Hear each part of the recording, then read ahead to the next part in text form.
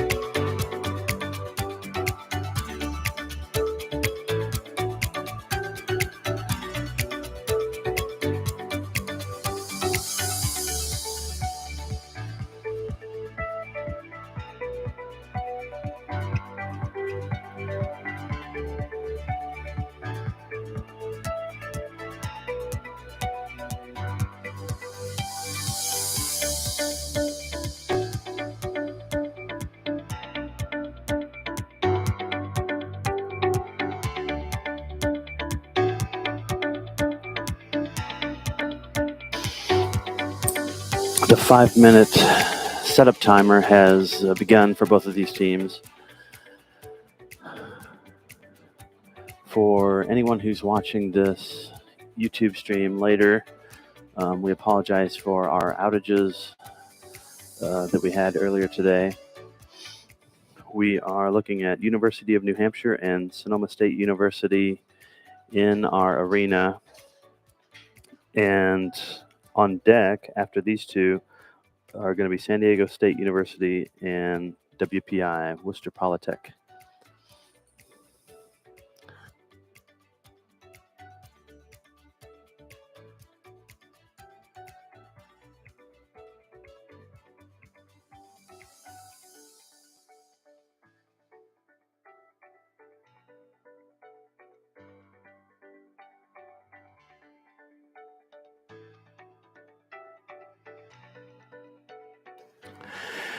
We have just literally within the last few minutes updated the YouTube live streaming link on our Lunabotics website. So if you want to get your friends and family the ability to watch our live stream this afternoon, which is just finally gotten back up after our issues this morning, you can send everyone to nasa.gov/Lunabotics. That's nasa.gov/Lunabotics and click on the Watch Now link. And when the dust all settles from our competition, we will make sure that we link on our website. We'll make sure that we link to all the different days worth of our YouTube live streams in case anybody wants to go back and watch anything again. One of the really nice features of these YouTube links are that you can't do it when they're live, but once the live stream has been completed, you can share that link with a timestamp. You can jump right to a specific time in that URL, and so you can on social media after the event is over or after the live stream is over, if we were able to catch your team competing in that live stream, you're able to share that URL, that YouTube URL with the timestamp embedded in the URL, and people can jump, and that'll take people right to the timestamp that you want them to start watching.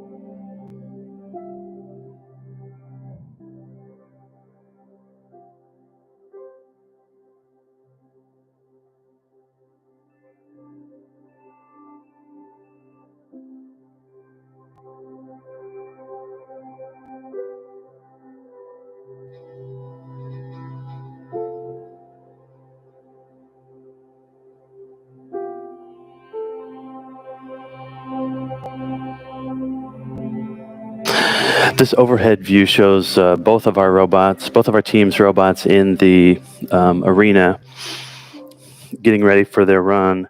And since we didn't get a chance to broadcast the details earlier, I'll kind of take a moment to describe what this competition entails for these teams. University of New Hampshire's robot is on the lower side of this overhead view, and Sonoma State University's robot is on the upper half of this view. What the Lunabotics competition entails is the students starting their robots inside the arena on the surface of a simulated moon, and the competition has started between these two teams, University of New Hampshire and Sonoma State University. They each have 15 minutes to go from the starting position across the obstacle field in the middle of the screen and across the orange line, which designates the start of our digging area. Once the robots get to the digging area, they're allowed to dig down into the soil, and the soil that we've put into our bin is a special kind of soil. It is a crushed volcanic rock material, crushed to very, very fine particle sizes. And this material has some unique mechanical properties, some unique physical properties. It's light and fluffy on top, a little bit like talcum powder, but underneath, it becomes very compact very quickly. Almost like a hard packed surface. And so, uh, in order to drive on top of this material and to drive straight and to turn and point your robot in the direction that it needs to go is not always very easy due to the differing um, compactness levels at differing layers in this material. And not only that, um, these robots are here to dig. These robots are excavation robots.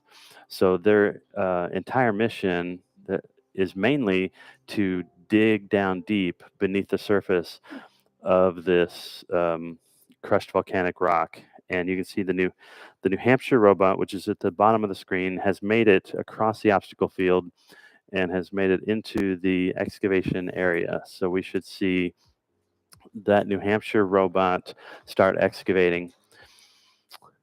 We have a camera that gives us a better view of the New Hampshire robot. Um, Meanwhile, the Sonoma robot, which we can still see in the background of this camera view, is appears to be having a little bit of a trouble with its mobility. We see a lot of wheels spinning um, in midair. It's possible maybe that the Sonoma's digging implement has um, is dragging or is actually pushed down, as is keeping their wheels from making good contact. Because I don't know that they've spun their wheels enough to actually have completely bottomed out. Um, but it's hard to tell from this camera angle whether that's the case or not.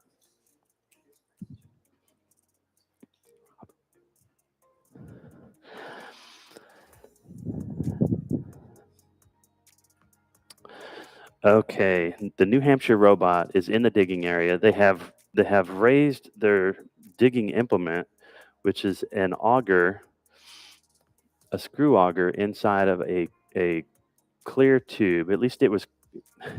I think it was clear yesterday. It seems to have clouded up a little bit. I wonder if the excavation they did yesterday, or maybe I'm getting my robots mixed up. Sometimes that happens. After a while, sometimes these robots all start to look alike. And they are making good progress. New Hampshire is plunging their digging mechanism into the soil. Now, for those that are kind of new to the live stream and may not know the details, it's this top gray powdery material that is not actually the scoring material that these teams um, are intended to bring back to the lander. What they have to do is they have to get underneath the topsoil, and they need to find some small rocks or gravel that we have buried beneath the surface before the competition started. And uh, if they can bring a pile of these rocks, um, these gravel rocks, which simulate ice underneath the surface of the moon, if they can bring these ice chunks back to the lander and deposit them onto the lander, they will get points for this run. Everything else they do up until actually depositing the gravel onto the lander, everything else they do does not actually give them any mining points. However, this competition has um, a lot of different elements, a lot of different variables, a lot of different prizes actually, and so.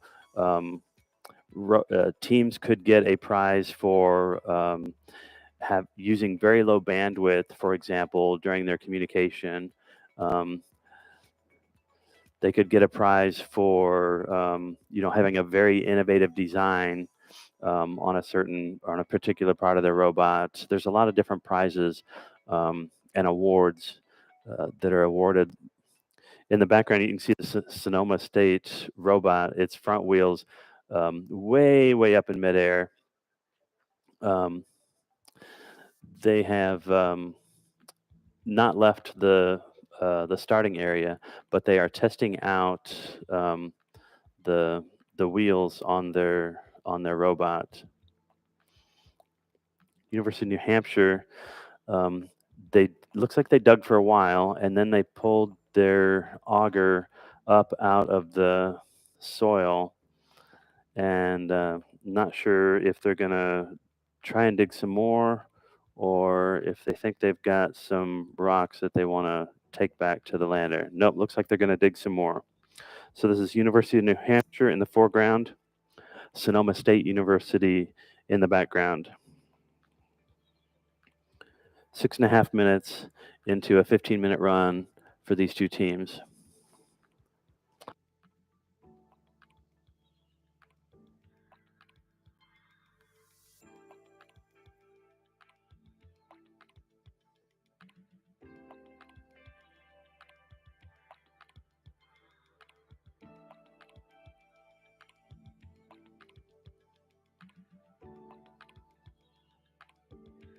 A really great angle to see um, the material come off the top of that auger, and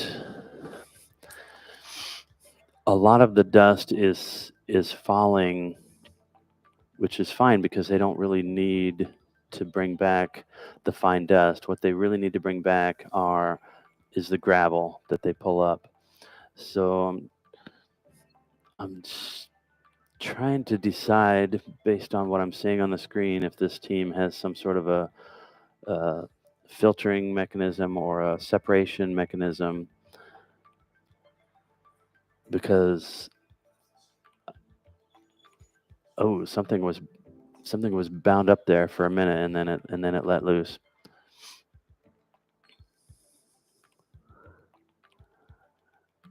They've definitely put a bit of material onto their onboard hopper,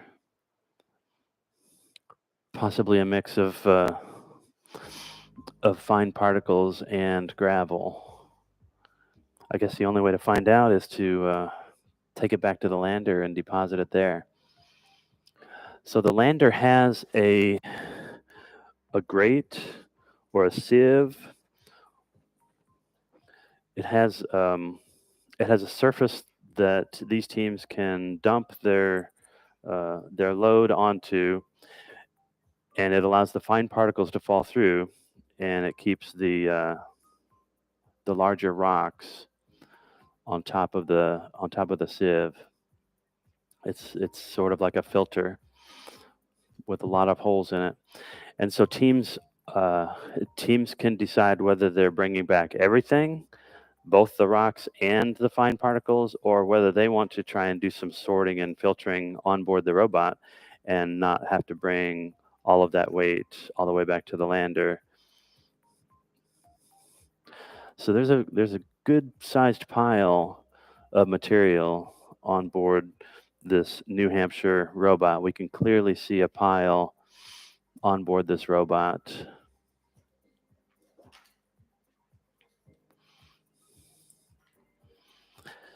Hard to see how many actual pieces of gravel are in there in that pile.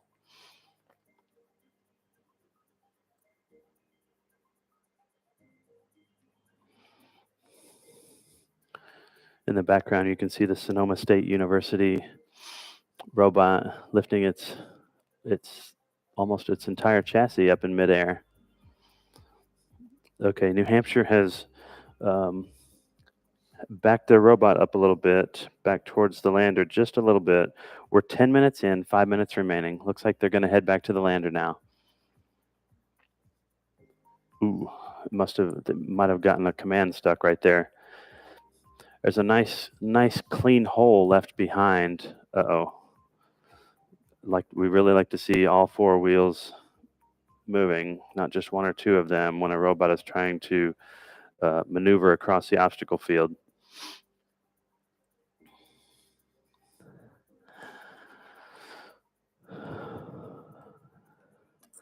There's still time, 4.5 minutes left. There's still time for this New Hampshire robot to get back to the lander and deposit their load of material.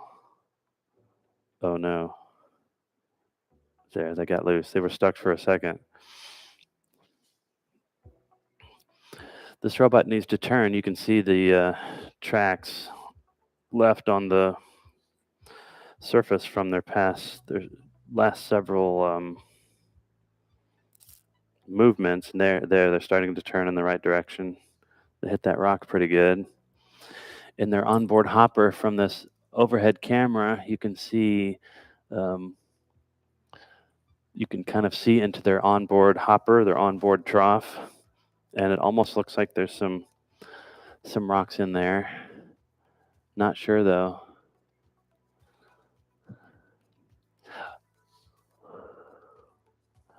I'm not sure why this robot stopped moving. It was making progress getting back to the lander.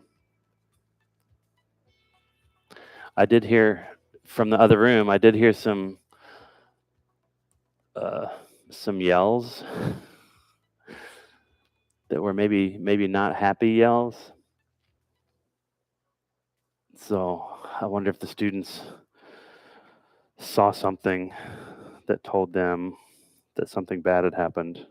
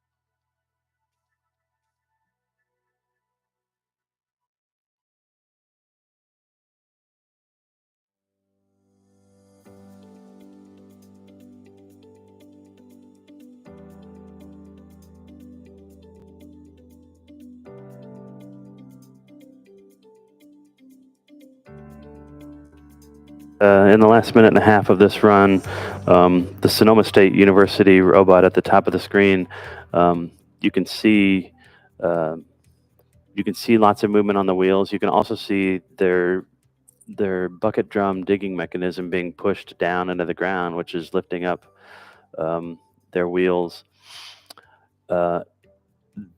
They have had an issue where they're unable to turn. I think they had to borrow a motor from their digging mechanism in order to get all four of their wheels operating. And so if they hadn't have borrowed that motor, their center mounted bucket drum digger could actually be gently pushed down onto the ground and gently turned, and it would allow that robot to get out of a stuck situation. But because they're because they borrowed that one motor, now they can lower their digging system, but they can't actually turn it. So what they were planning on doing during this run was just driving around the arena because their digging system was not fully operational right now.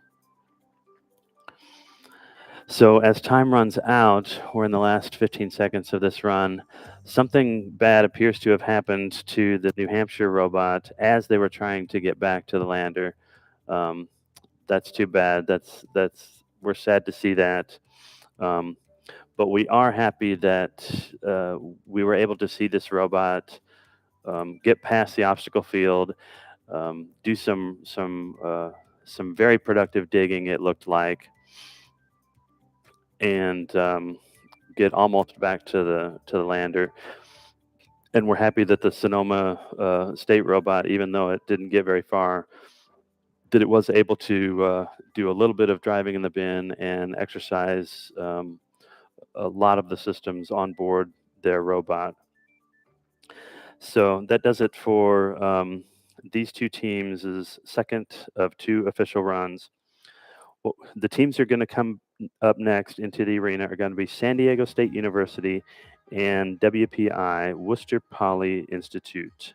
After that, we should see South Dakota School of Mines and Technology and University of Illinois at Chicago. And after that, we should see University of Maine and University of Portland. So don't go anywhere. And make sure you share our brand new URL for our live stream.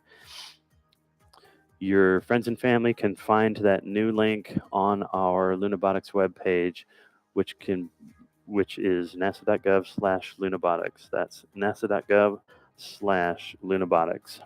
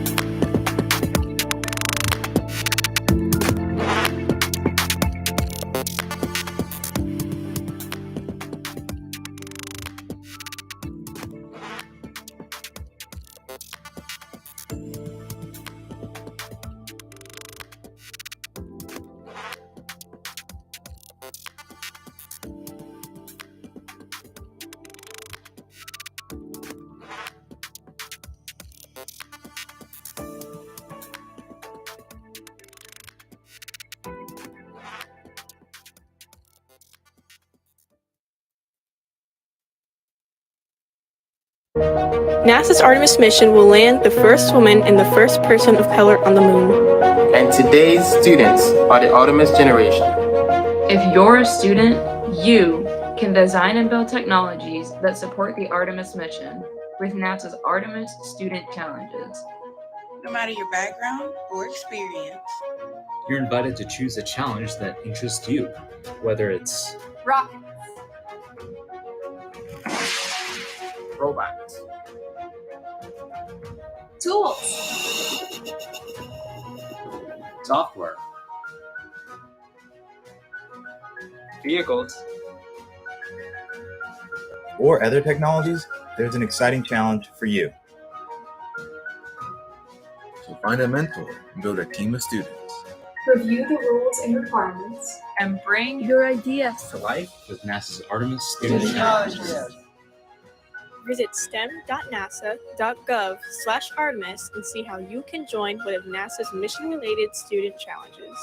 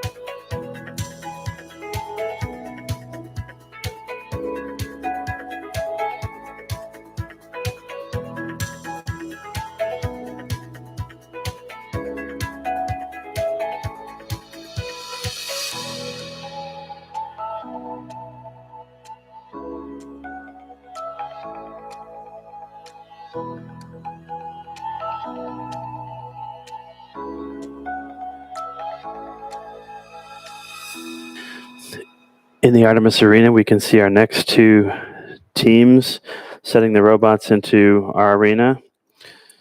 Our next two teams are San Diego State University on the right and Worcester Polytechnic Institute, WPI, on the left.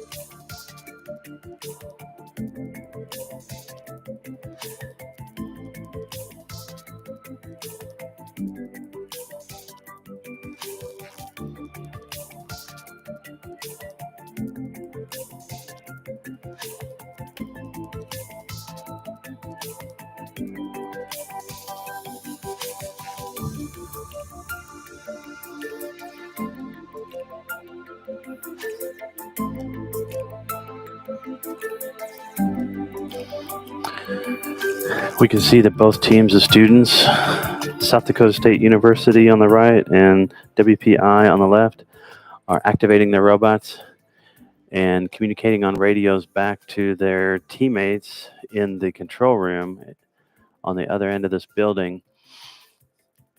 Those students in the control room are not able to see these robots during the run other than an optional house-provided, NASA-provided lander camera that teams are optionally allowed to watch while they're running in our arena. If they do choose to optionally use this camera, they will get a penalty of sorts based on bandwidth utilization of that camera. So if teams decide that they've got enough information on board the robot and maybe some different camera views on board the robot, and they decide that they don't need the NASA provided camera, then they will have the benefit of not getting that bandwidth penalty, or a points penalty, I guess is what it really is. But the trade-off is they've got more equipment on board their robot, more complexity on board their robot, more mass on board their robot, more things that could break, and maybe possibly not as good of a view of their robot during the run, possibly. So in the next few minutes, we should see this run start for these two teams, San Diego State University and WPI.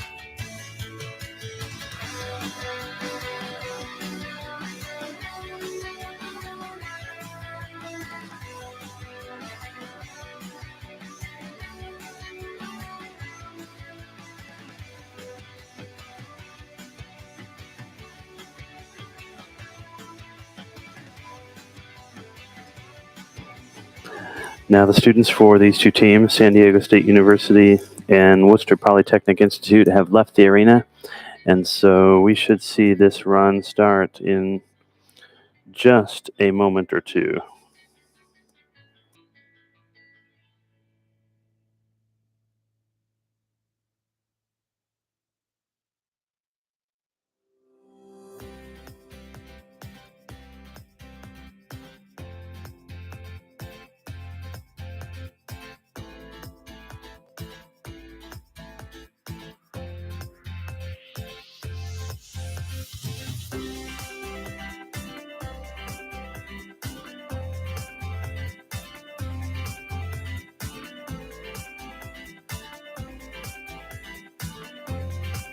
WPI wasted no time getting into the digging area. Wasted no time going around that berm also. You just drove right over it.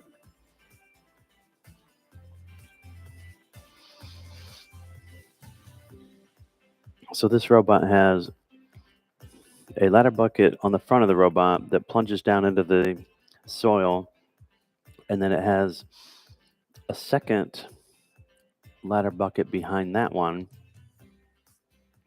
and you could see that they were in sync as they were raised.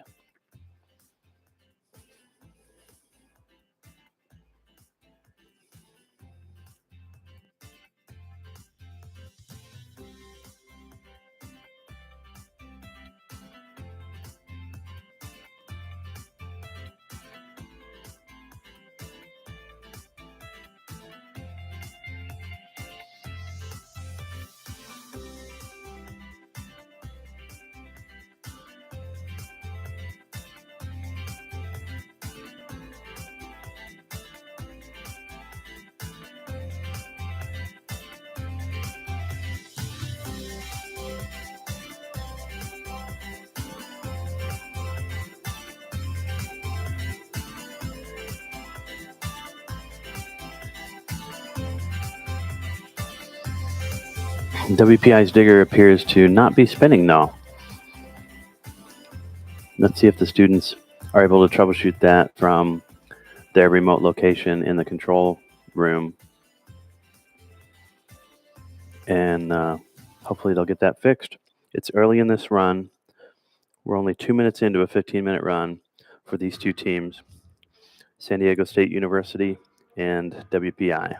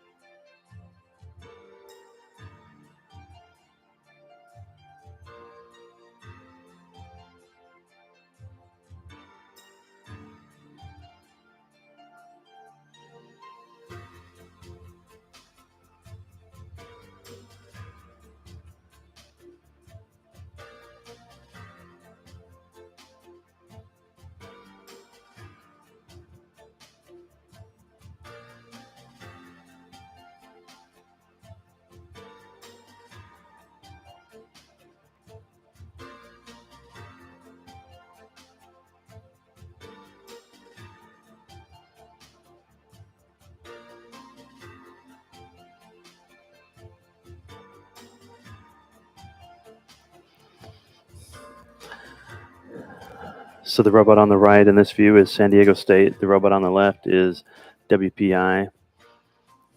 You can see on the other side of the glass The students that were inside the arena earlier are just on the outside of our glass enclosed, fully sealed glass covered arena. Able to watch their robots from close up. These students are not the students in the control room, obviously, and these students are not allowed to communicate with the students in the control room. The students who are controlling these robots are only allowed to look at the data coming from the robot and one camera that is optionally supplied from our arena if they choose to look at that camera. So we're trying to simulate, at least to a certain degree, a lunar mission. And so, if these students really were operating a robot on the moon, they would be limited to the data coming from the robot and data coming from the lander. So we're trying to simulate that as much as possible. This WPI robot on the left had a really great start. It got all the way down into the digging area right away, no issues at all. And it raised its digging mechanism and to the vertical position and then started to lower it down towards the surface, but it appeared to not be spinning. As you can see, it raises and lowers just fine, but we have not seen this mechanism spin here in this second run for this team.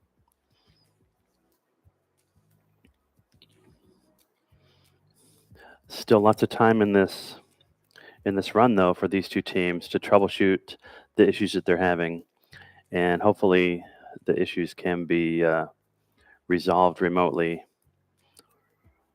in order for these teams to get some actual digging done and bring some gravel back to the lander.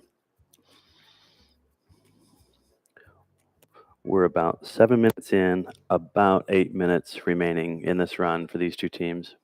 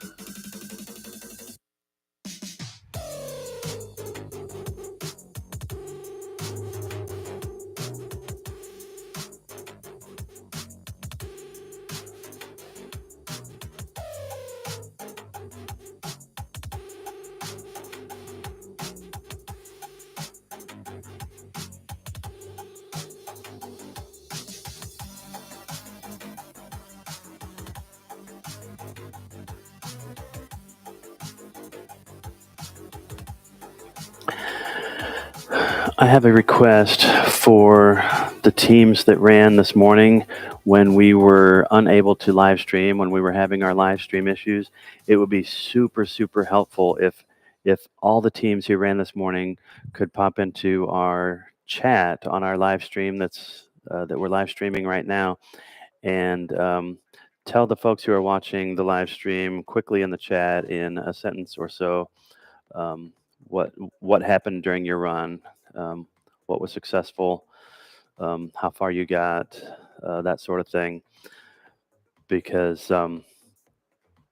I know I am not able to basically, I'm not able to summarize everything that was missed this morning here on the audio broadcast, especially when other teams are running. But if there was a quick and easy way to kind of throw up some summaries of what the people who are watching our live stream right now missed this morning when our live stream was down, that would be super, super, super, super helpful for us, and it would be super, super helpful for the nearly 100 people who are watching our live stream right now.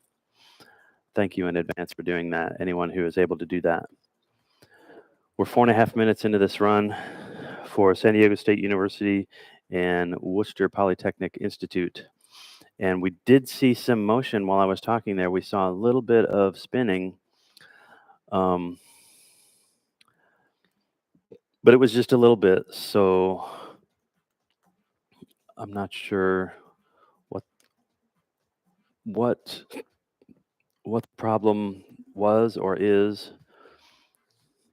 But this robot appears to, this robot appears to not be able to dig right now, which is a little sad to see after we did see some digging yesterday out of this robot, if I remember correctly.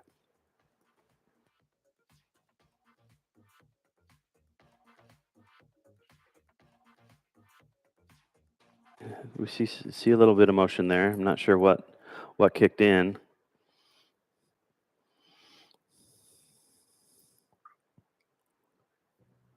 Maybe pushing it hard up, maybe pushing it hard against the ground actually got something unstuck. Maybe something was bound up. This 15-minute run is starting to get a little bit low on time, though. 3 minutes remaining.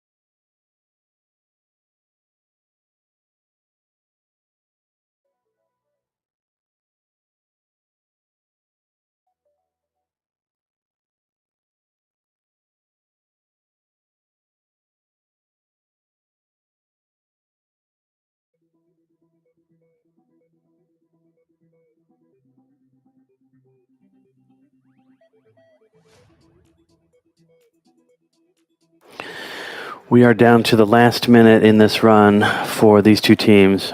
Worcester Polytechnic Institute at the top of the screen and San Diego State University at the bottom of the screen. WPI came out strong, got all the way down into the digging area, but was unable to start up their digging mechanism for some reason. SDSU, don't remember seeing any motion from the SDSU robot. So sad to see that. But both of these teams should feel proud for what they've accomplished in designing these robots and building them and testing them and proving that they worked um, before they were allowed to come here to compete in this competition. So both teams should feel proud of their accomplishments as time runs out on their competition this week. The next two teams that are going to be entering our arena to compete are South Dakota School of Mines and Technology and the University of Illinois at Chicago. After that, we will see the University of Maine and the University of Portland. After that, we will see the University of North Dakota and Montana Technological University. And finally, after that, we will see University of Arkansas and Lone Star College Sci-Fair.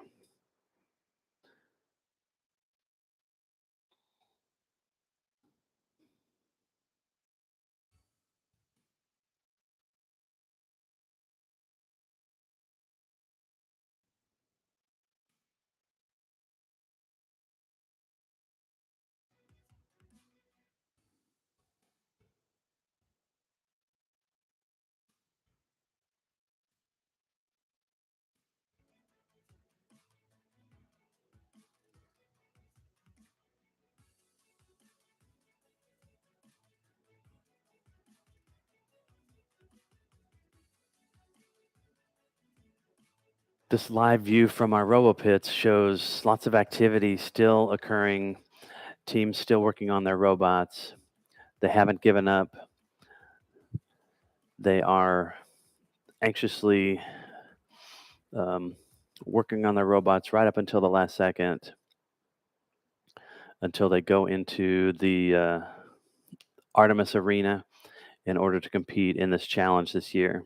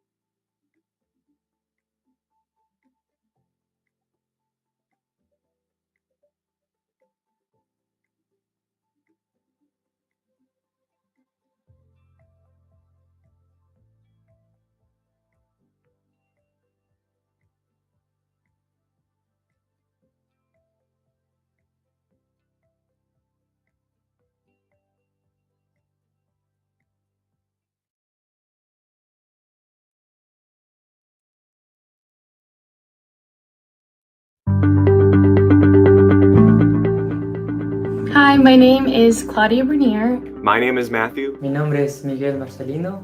My name is Ali Hyder. Hi, Cos. Christy Yoon. Bashir Maki. Carlos Catalano. Tess Von Rudin. My name is Sarah Adabumi, and I am a NASA intern. Jesse Moody, and I'm a NASA intern. Pathways Engineering intern. I'm a NASA intern. I'm a NASA intern at NASA Kennedy Space Center. At Ames Research Center. NASA Langley in Virginia. At Goddard Space Flight Center. OZ Department at Johnson Space Center. Of the Human Factors Engineering team at the Marshall Space Flight Center. My name is Tina Shermer, and I'm a Pathways intern at NASA's Glenn Research Center. I'm Jamarius Reed, and I'm a NASA intern for the Office of STEM Engagement, working in the Aeronautics Directorate at NASA Ames Research Center. My name is Courtney Goldman, and I'm a NASA OSIM intern at a Kennedy Space Center. I'm currently working with the Psychophysiology Research Lab. I study how nitrogen functions in extreme environments. In bioinformatics for spacecraft production. The synthesis analysis of multidimensional ozone measurements. I supported the X-59 Quest Low Boom Flight Demonstrator project. I decided to apply to a NASA internship because it sounded like the chance of a lifetime to work alongside the innovators and pioneers at NASA. We get invited to lectures from astronauts, inspiring researchers, and get to hear about smaller missions that I wouldn't have known about. And being able to work with all of the amazing people here has truly been out of this world. I like feeling like I'm contributing to something bigger than just me. All the different projects that they're funding or different projects that they're investing their resources in is really inspiring. And NASA did an excellent job providing me with meaningful work and making sure that everyone on the team felt included and involved. From daily or weekly check-ins, my mentors guided and advised me through my projects and any help that I needed. I feel that NASA is a source of innovation and inspiration for people of all ages and backgrounds. But you're also around people that are humble, driven, again, passionate, really coming to work, wanting to work, because they care so much about this goal, this mission. And all NASA wants to see is that you share that passion as well. Always remain persistent. Everything doesn't happen the moment you want it to happen. Everything happens when it's supposed to happen. So if you apply 2 or 3 times and you don't get accepted, keep trying. We are the Artemis generation, and I am proud and so grateful to take part in getting the next man and the first woman to the moon. NASA welcomes everyone. It welcomes you. If you're interested in NASA at all, apply online today. I did not think that I could get an internship with NASA, but I applied anyway, and so I think you should too.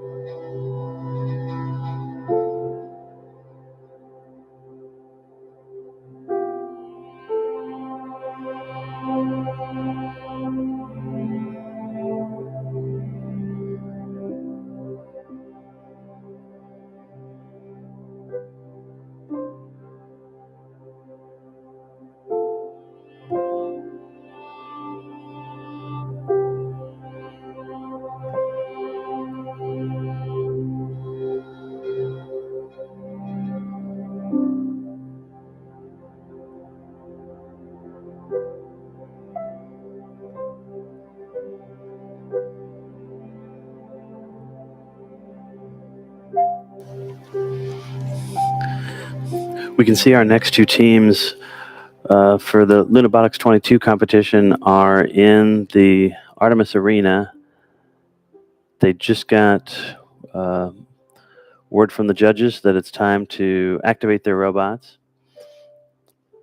And then the judges handed each team a walkie-talkie so that they can communicate with their fellow team members back in the control room as they activate their robots, power them on, make sure that all the communications work properly. So the robot on the left is the University of Illinois Chicago robot, and the robot on the right is the South Dakota School of Mines and Technology robot.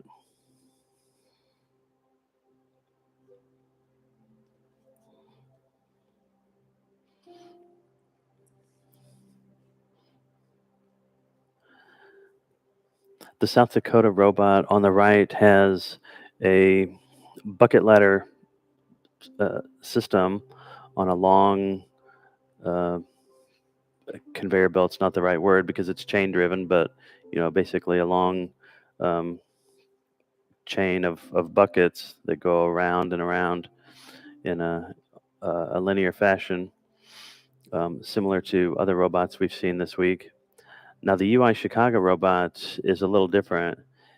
It has a similar bucket ladder system, but it is L-shaped. So the front of the UIC's digging mechanism has buckets that are upright, that are vertical, or at least the conveyor that they're attached to is vertical. But once they get at the top, they actually go horizontal for a while before they end up dumping into the robot's onboard hopper. And then when they want to dump, you're about to see it lift up. When they want to dump, they raise that entire mechanism way up high, and all of the material falls out the back. So the front of both of these robots is to the left towards the digging area. And you'll notice that a lot of teams will design their robots such that the digging implement is on one far end of the robot and the dumping element is on the opposite far end of the robot.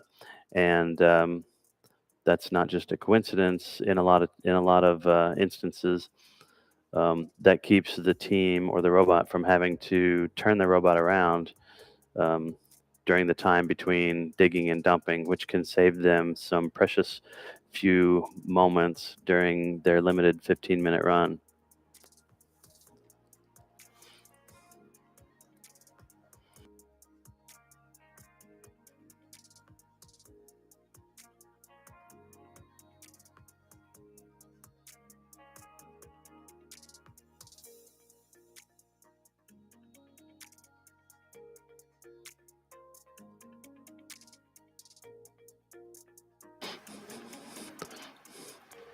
You can see that the South Dakota robot on the right is pretty much all metal.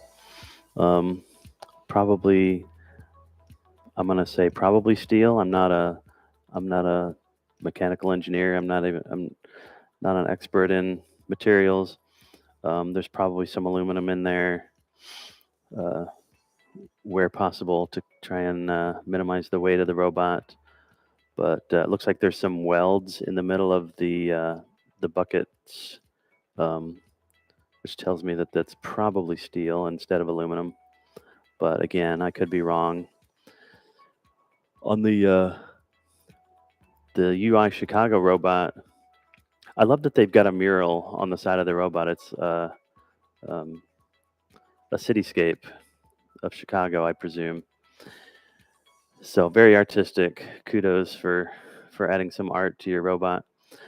But the Chicago robot, what I was going to point out before I noticed the mural just now, is the 6 wheels. And this is what in the space business we call a rocker bogie suspension system, where 2 of the wheels are on a rocker, or 4 of the 6 wheels, I guess. The 4 front wheels are on a rocker system that rocks back and forth, and then the 2 rear wheels are on what engineers call a bogie system. And look how those Chicago robots' wheels turn.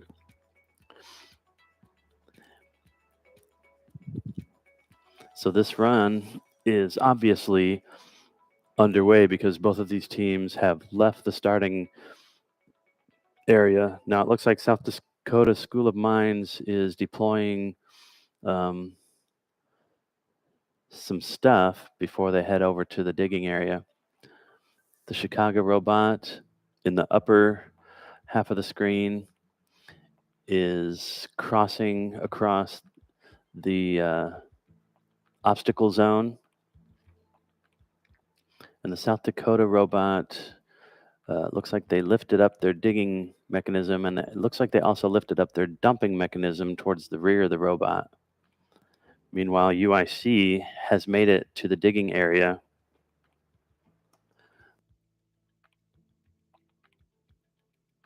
Now this digging mechanism, basically the entire middle of the robot, oh, you can see the rocker bogie suspension system moving up and down there. That's a really nice shot of that. But you'll notice this entire kind of central section of the robot, which includes the digging mechanism and the onboard capture device, the onboard bucket, moves up and down.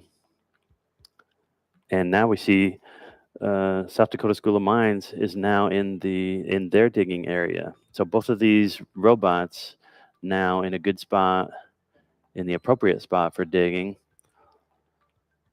South Dakota on the right and UI Chicago on the left.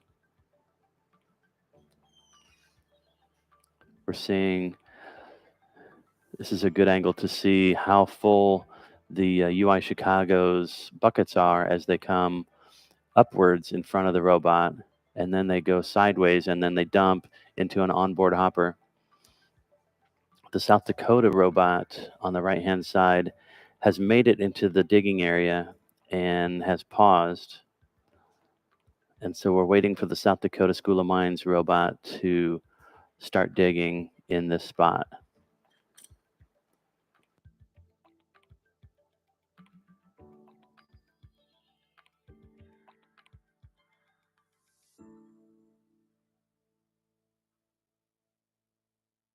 Okay, the UIC robot has lifted up its digging implement just a little bit and has started up their digging again. And now they've lowered it. And it got bound up a little bit. So that's probably why they lifted it earlier. So it's possible, I'm just guessing, but it's possible that they have dug down far enough that they're actually hitting some of the rocks that are really the whole point of digging here in this competition is to bring up those rocks, that gravel. So they're either hitting some really hard crushed volcanic rock, or they're actually hitting the gravel that we've buried beneath the surface, which is really what they need to bring up. It's the gravel is what they need to bring up. That's what they get the points for. None of these robots get any points for bringing back this very fine dust. This crushed volcanic rock isn't worth anything. It's actually in the way. It's overburden. It's wasted material. I just realized this is really great. The horizontal part of this digging mechanism, I think it's getting shorter. Maybe it's a optical illusion. What I think is that the vertical portion actually is actually being lengthened while they dig. There's a plunger that's actually changing the length of the vertical section. So the vertical section is going deeper and deeper, and this horizontal section that's at the top of the robot is getting smaller and smaller. That is a really interesting design. They have to, in order for this mechanism to work efficiently, they have to maintain proper tension on the belt while it's changing. Yeah, look, you can see the mechanism that has extended there. You know, it's like a pneumatic cylinder or something similar. Could be, you know, it's probably completely electric. It's probably not pneumatic at all. Most of the actuators on these robots are electric linear actuators, because that's what you would use on board a Luna robot. You'd be highly unlikely. Oh, look at that. They're going back and I don't know if they're digging a second hole or if they're purposely going back through the overburden in case a rock fell through.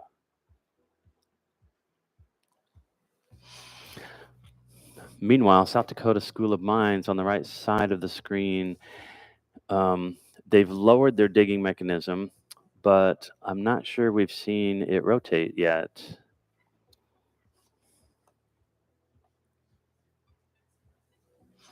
It's possible I missed it because I was focused so much on the Chicago robot on the other side of the arena. But it doesn't look dirty, so that kind of implies that it hasn't really been able to do any digging yet. It's early though. We're 6.5 minutes in, 8.5 minutes remaining. So still early enough in this run for South Dakota School of Mines students to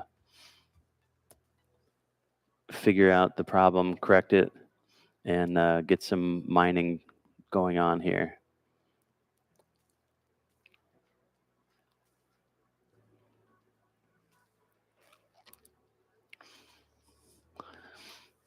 The University of Illinois Chicago robot, their internal hopper obviously has some sort of a mesh such that it allows the fine dust particles to flow right back down onto the ground beneath the robot, which we can see clearly from this camera angle. And so it's only holding on to and carrying the gravel, the rocks that are going to score them points. Now, as they get deeper, let's look carefully at these buckets that are coming upwards and see if we can see any rocks or gravel in them.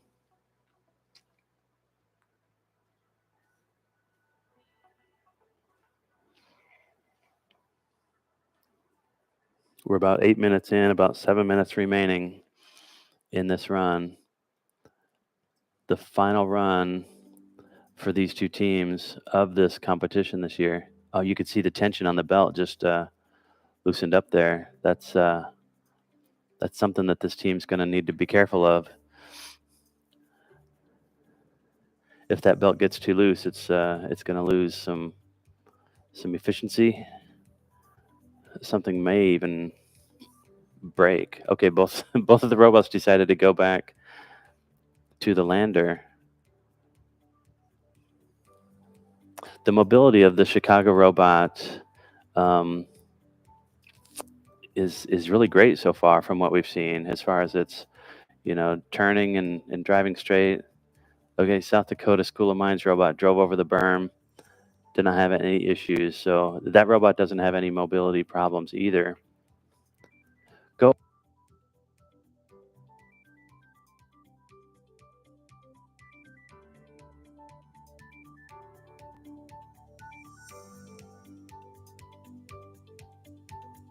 This view showing both of the robots in the obstacle area.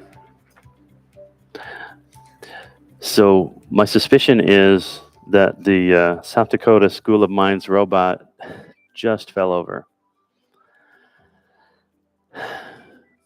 My suspicion was that since they were not able to get their digging mechanism to run, that they were either, one, just playing, just because they knew that they were dead in the water, or two, they were actually using the rocks in the obstacle area to try and get their machine broken loose or working. Let's watch UI Chicago offload their haul of rocks onto the lander.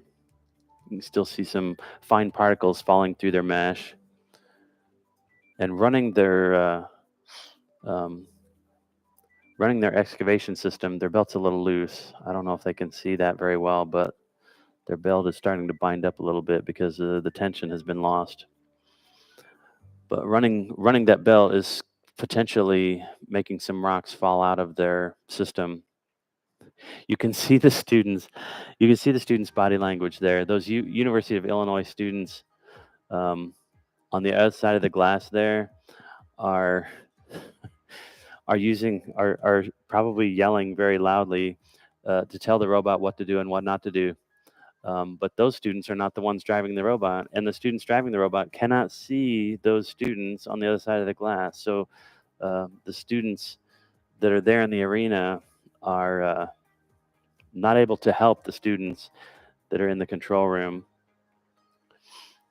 And so the control room students who are driving these robots, assuming that they're manually driving, which that's just an assumption, assuming the students are manually driving this robot, they really don't get any outside help. Nobody is talking to them on the radio telling them what's going on in the arena. They have to look at the data from the robot itself. 3.5 minutes remaining. Are they going back to that same hole? Looks like it. They have to depend on data coming directly from the robot, and optionally, they can depend on one camera view provided by NASA, which is a simulating a lander camera view. So UI Chicago has come back to do a little bit more digging. Hopefully they can get a little bit deeper and get some good-sized gravel rock into their hopper. They don't need a whole lot of time to drive back over to the lander. We saw how quickly they were able to get back to the lander just a minute ago, and their dumping mechanism was very quick also.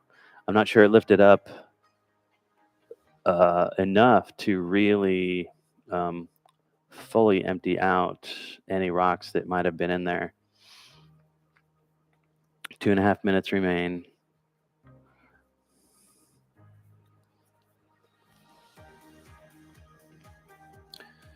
Meanwhile, the South Dakota School of Mines and Technology robot partially fell over. It has this robot has a pivot between the front wheels and the rear wheels, and that pivot helps them keep all four wheels on the ground, even in uneven ground. But in this case, that ended up working against them a little bit, especially with their digging mechanism up in the air, high up in the air like that, caused them to be a little bit top heavy. Now with 1:40 left, let's see if the University of Illinois Chicago robot is able to unload some rocks onto the lander. Yeah, I feel like it needs to go up higher than that in order for gravity. Okay, it is going higher. In order for gravity to really do its work and get these rocks that might be hiding inside. The fact that they're running their belt should help wiggle things and vibrate things and help get those rocks out of there. Oh, gently slamming into the lander probably knocked a few rocks out. Need to be careful that you don't do any damage to the lander, because the judges might judge that harshly.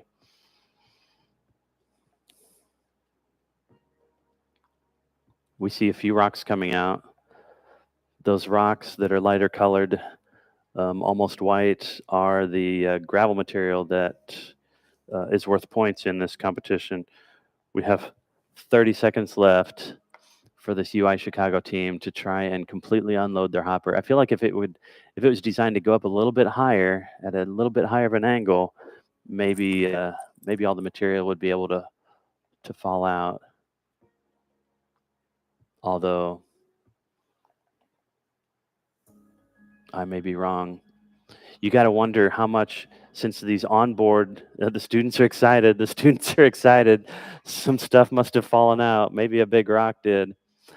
You have to wonder that since these onboard hoppers for a lot of these robots aren't slick, smooth, you know, beds, you know, where things will just naturally slide out. We're using meshes and screens, and so those can tend to hold on to your materials and not let them slide out.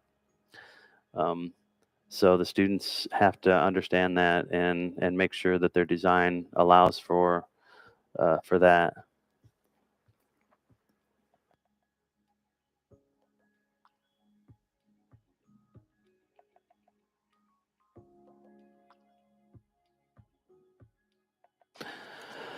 So as South Dakota School of Mines students and University of Illinois Chicago students remove their robots from our arena, our next two teams to compete in the arena are going to be the University of Maine and the University of Portland. After that, we will see the University of North Dakota performing a demonstration run, not for points, and we will see Montana Tech run for points. After that, we will see the University of Arkansas perform a demonstration run, not for points, and we will see Lone Star College Sci-Fair run a competition run 4 points. And then after that, we may see several other demonstration runs. So stay tuned. Don't go anywhere. You are watching NASA's 2022 Lunabotics mining competition. We are live streaming all day today. Hopefully we won't lose our live stream again. We are live streaming today from the Kennedy Space Center Visitor Complex in Central Florida.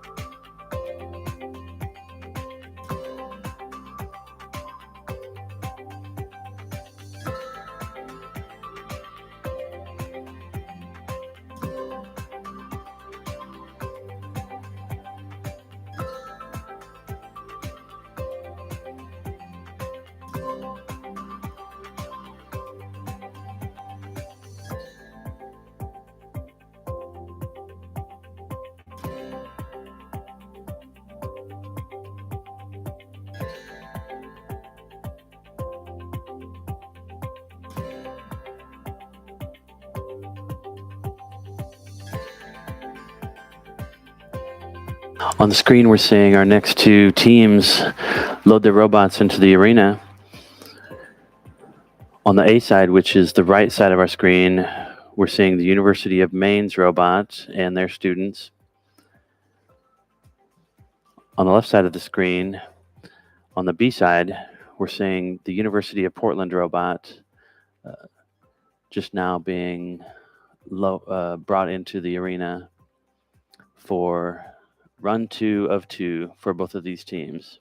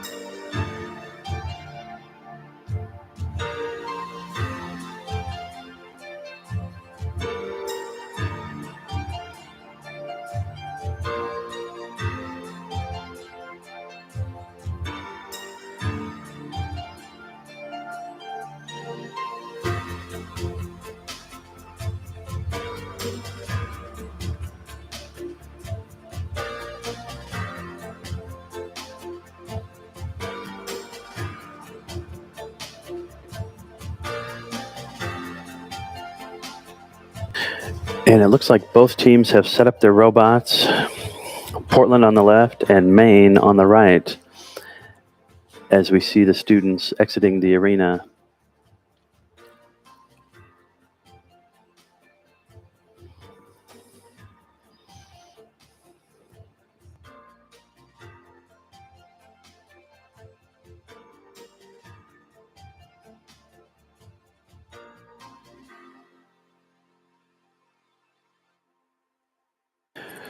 Which means this run between Portland and Maine should be starting in the next few moments.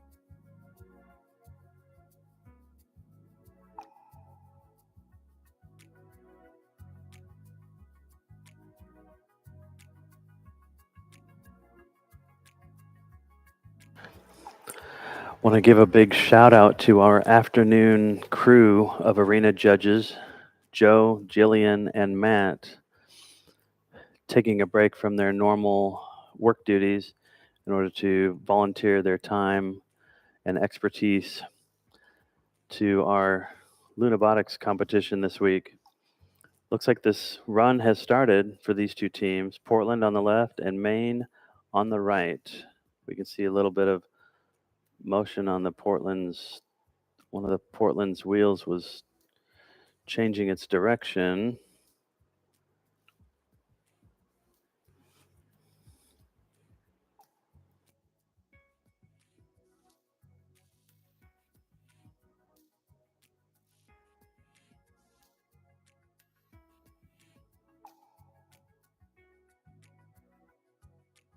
And there goes the main robot. Pretty fast little guy. Fast driving straight and also fast turning. And we can see some motion on the Portland robot.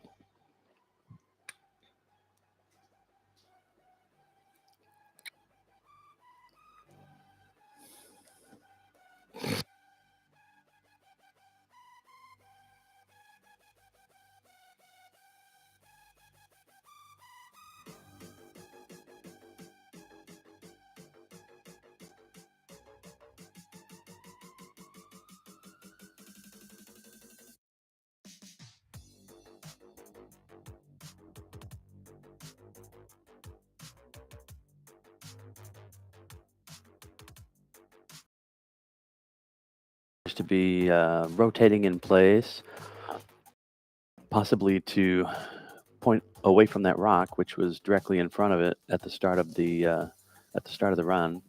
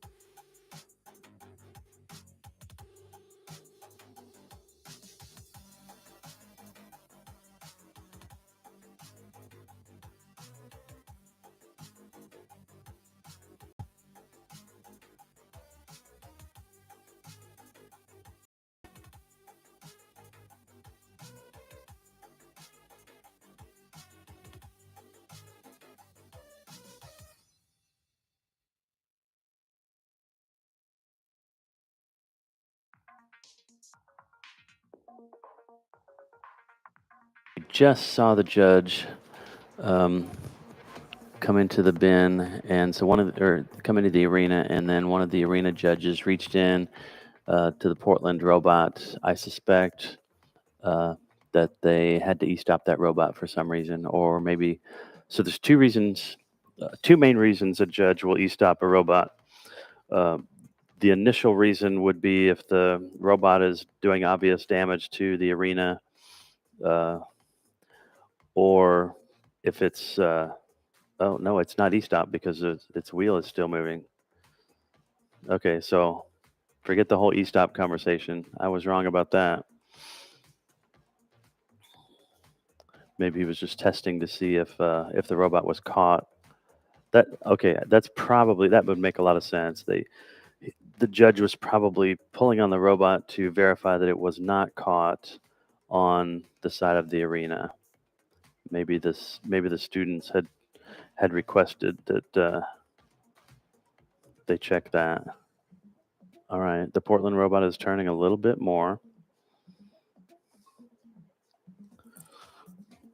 Of course, the caveat is that anything I say here on this live stream could be incorrect. Now they're moving forward.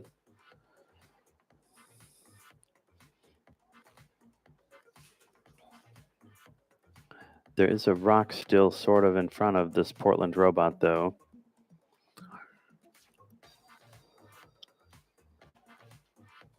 At least a little bit. Actually, yeah, you can actually see the rock on the live stream. It's a little bit off of my preview monitor, but on the live stream you can see the rock that the front right wheel of this Portland robot just barely has touched. And so this Portland team is trying to get their robot. There, they made it past the rock. All right. We are now 6 minutes in, 9 minutes remaining on this run. Let's see if the Portland team can get their robot now through the obstacle area and down to the excavation area. The bottom half of the screen is showing the main robot, which took off from the starting area in a straight line, straight toward the berm, which is probably a little big for this. That berm is probably just a hair too big for this small robot with small low ground clearance to go over. Yeah, there's a better angle of the berm. And so what this robot ended up doing is taking a left-hand turn, and it stopped abruptly, and we have not seen it move since. So not sure what's going on with the main University of Maine robot there on the right. Haven't seen it move in a while. Although if the students are troubleshooting issues in the control room, Portland's moving again. If the students are able to recognize, troubleshoot, fix, correct, etc., they still have plenty of time, because this 15-minute run is only halfway over. So the Portland robot is pointing its wheels in the right direction. That rear wheel appears to be going backwards. That is going to be anti-productive. Now they're all moving in the right direction. Oh, I see. It was trying to spin. That's why that rear wheel was moving in the other direction. It was trying to rotate just then. That makes a lot more sense. All right. So they're very close to pointing in the right direction. They just need to get their robot to drive all the way past that berm, past the far rock, and into the excavation area. One of their front wheels does not appear to be pointing perfectly straight ahead compared to the wheel opposite it. It doesn't seem like all these wheels are in perfect synchronization for some reason. But the good news is these 6 wheels do not have to be in perfect synchronization in order for this robot to make some progress. It would be a little more efficient if they were in perfect synchronization, but as you can see, this robot is still making progress regardless, and the students are excited to see this robot make it into the digging area. So let's see what this robot can do digging wise. You can see underneath the center of the robot is a bucket ladder system. Those white digging buckets are attached to a belt that spins around, and hopefully momentarily we will be able to see that digging system in action. Again, some of the wheels are not pointing in the most efficient direction for proper mobility,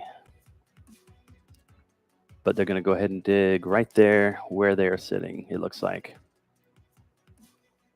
This is the Portland robot in the foreground, and the main robot in the background has not moved in a while. We only have 5 minutes left in this run, though. So let's see if we can get this Portland robot digging.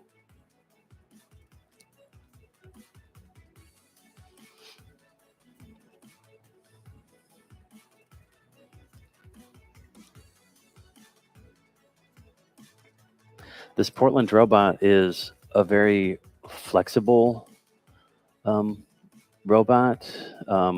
When things get kind of pulled and in different directions, for example, when the wheels were not all pointing in the proper direction, it was pulling parts of the robot in different directions, and the robot was able to handle those forces and not break apart. Its mobility system allows for most of the robot to be well above the wheels and well above the crushed volcanic rock, which makes the probability of this robot high centering pretty low compared to a lot of the other robots we've seen. Did you notice how when one of those buckets really dug in hard, that the whole belt stopped? This is a constant problem for a lot of our competing teams. There's a trade-off in robot design between being over designing it and making it more strong than it needs to be while digging, which requires, maybe which would make your robot a lot heavier, for example, and would also use more power. And the weight of these robots, the mass of these robots, is one of the judging criteria that's being used to judge these robots. And also the power that is used by these robots during their run is another judging criteria, which is part of this competition. And that's because the robots that we send to the moon, they have to be lightweight, and they have to be efficient with the power that they're using. And so that's why we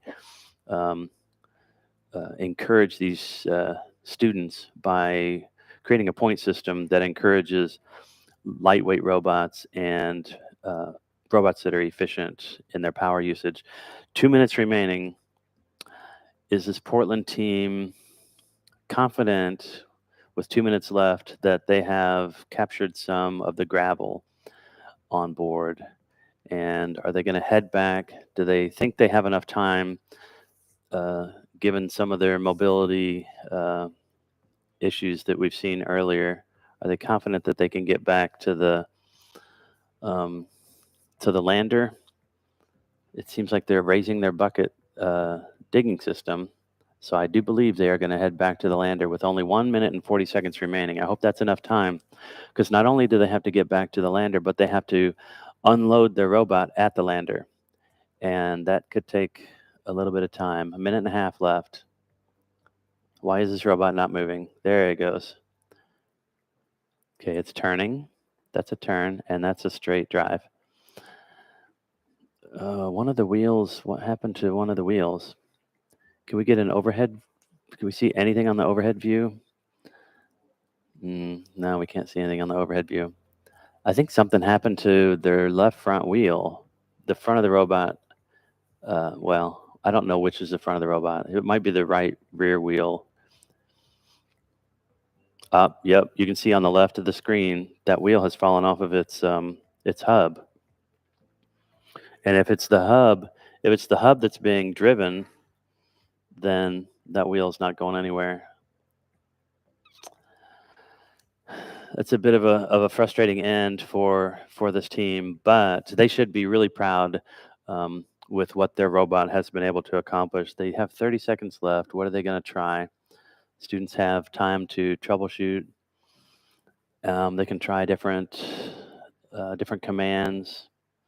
They're lifting. Okay, they're lifting their dumping mechanism. So let's go back to the overhead view and see if we can see how their dumping mechanism works.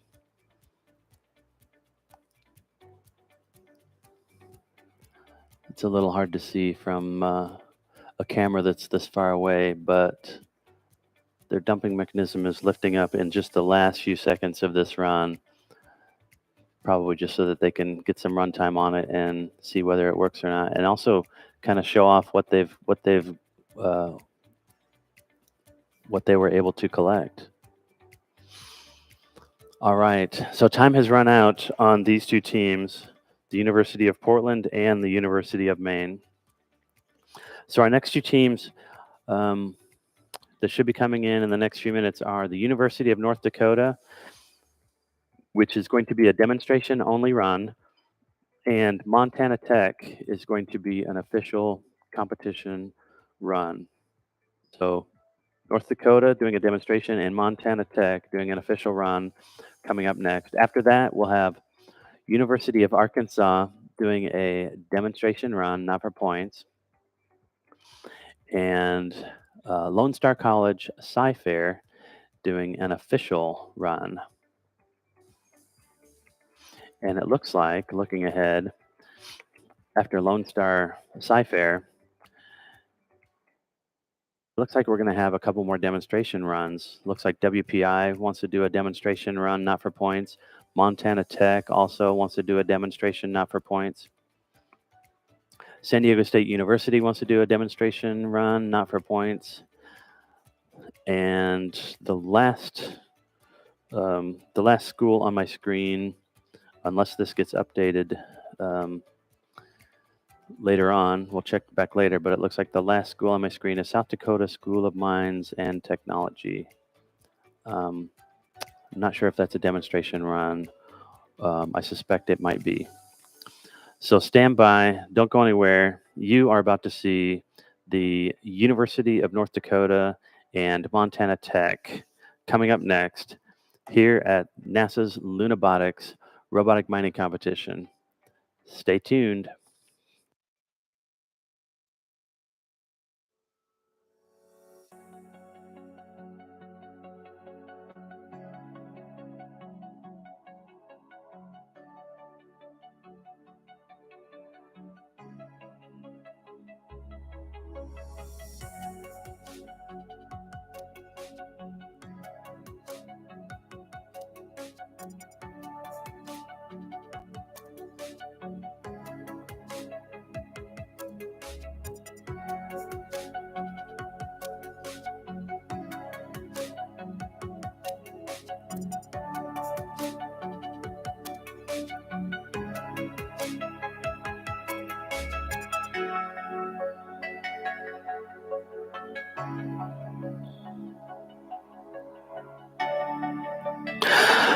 So for anyone wondering, where are the scores? Where are the rankings? We're not posting scores. We're not posting rankings. The teams who are competing should be fully aware that our plan is to hold a remote online award ceremony next week, and they should all have that on their calendars already. They should be fully aware and invited to that. And then what I suspect, because this is usually what we do every year, what I suspect is after the award ceremony, the folks who run our Lunabotics website will make sure that they post the scores and the list of awards on that site, and they usually post those sorts of things onto our Facebook account too. So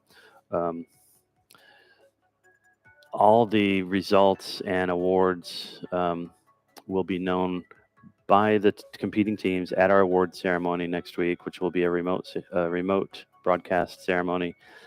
And then the rest of the general public will find out those things on our website and on our social media accounts after that point.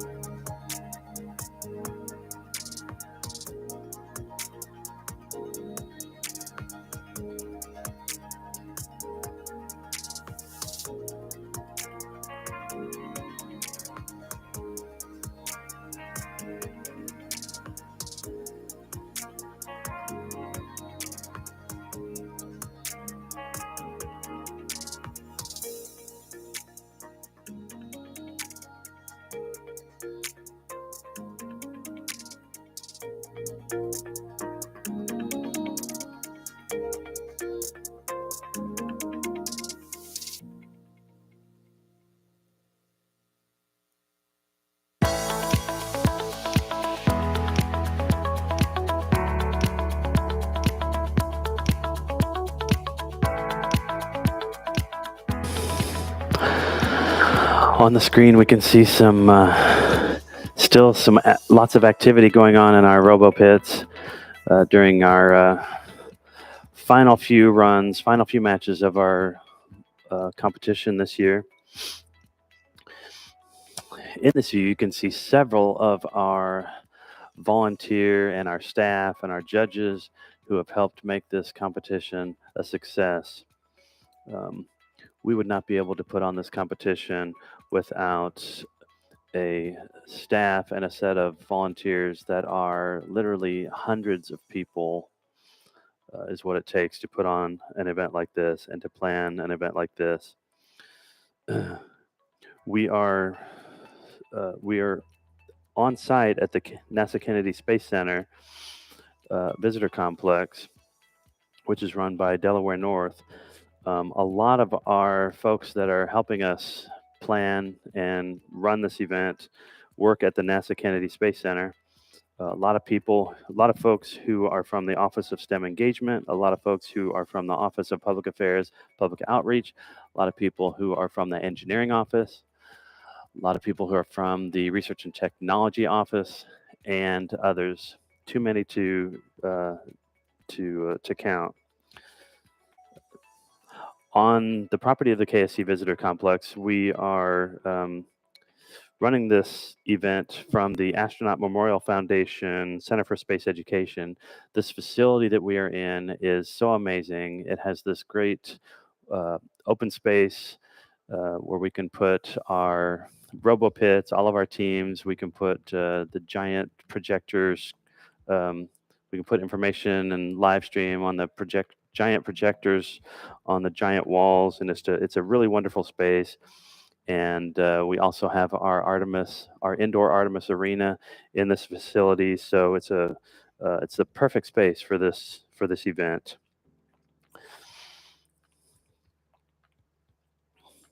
So I really want to thank the hundreds of staff and volunteers that have worked tirelessly for the last year and all the years prior that we've been putting on this event in order for spending all the hours that they have spent going to meetings and volunteering their time to do all the things behind the scenes that you're just we're not going to be able to show on camera all of the work that gets done that happens behind the scenes to get this event to happen. So thanks to everyone who helped make this event a success this year. In the arena, we have our next two teams.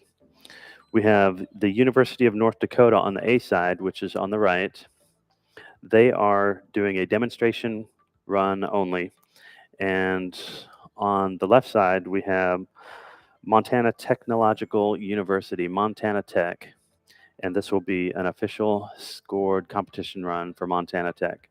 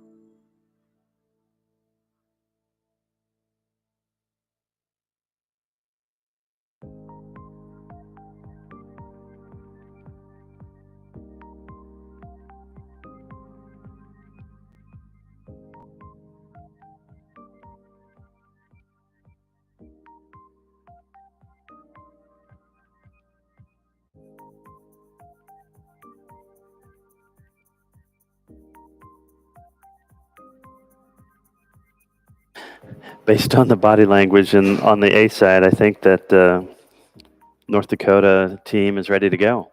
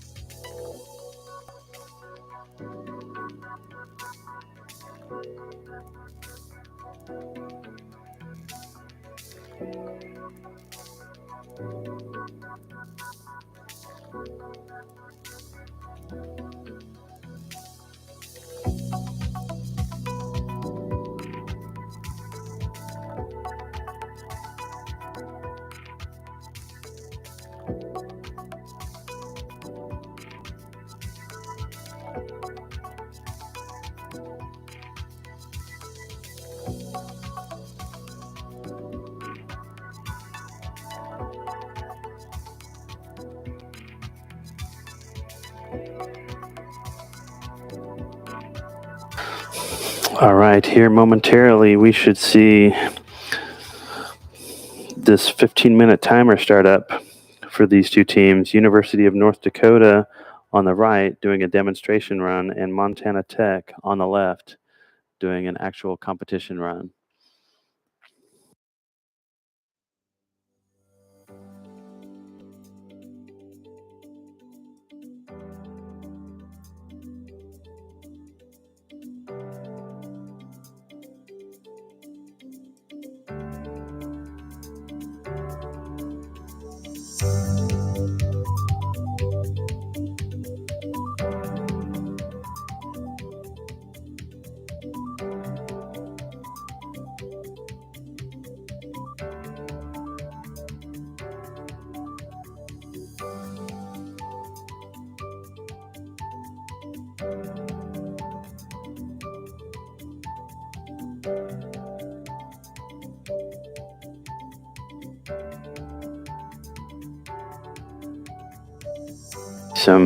See some motion from both robots. We saw this North Dakota robot at the bottom of the screen do this same move earlier. It got itself lined up with the lander. And look at Montana Tech at the top of the screen going over the top of that berm. Didn't seem to have trouble with it. Now, this is exactly where North Dakota's robot spent its entire previous run. There we go. Oh, shoot.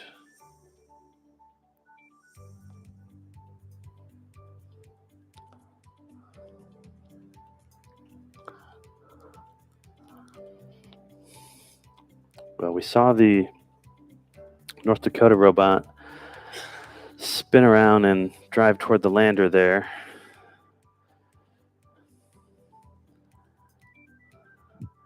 And now it is back heading across the obstacle zone. Meanwhile, Montana Tech's robot on the left is spreading its wings, so to speak. There we see it reaching out for a big dig. Now, it'll be interesting to see whether this Montana Tech robot keeps the upper digs, or if it tosses them away and only keeps the later digs. Nope, it's keeping them all. Must have some sort of a mesh filter there, possibly, that it's dumping into. And here we see North Dakota on the right spinning up its bucket ladder digging system. Oh, something hit something there. You saw it kind of torque to the left.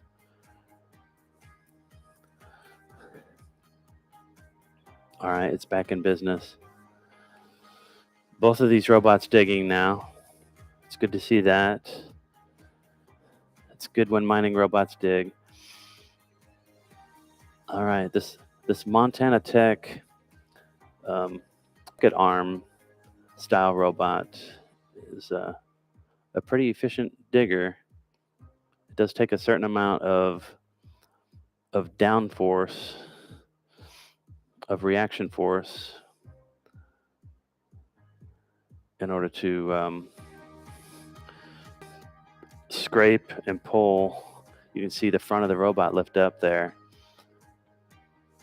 in order to give the forces needed in order to dig in this tough material. The top layer is light and fluffy, so once you get down a few inches, you're going to see that's where the robots really have to work harder.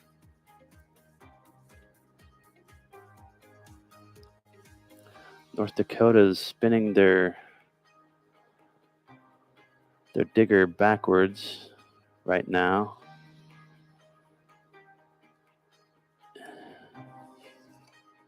And the North Dakota robot is heading back already to the lander. So it's going to be a little front heavy because they do have a full load in the bucket.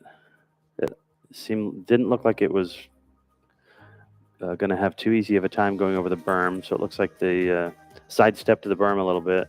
But this tracked vehicle is not having, does not look to be having complications getting through the obstacle area. It does look like it's dragging its front bucket.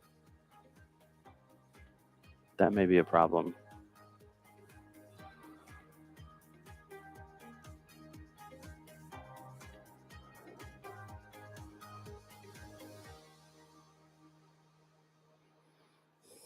So this is Montana Tech at the lander lifting their dump bed.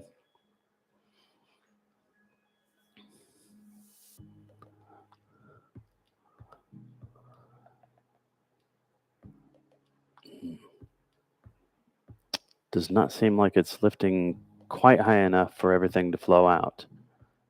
That'll help.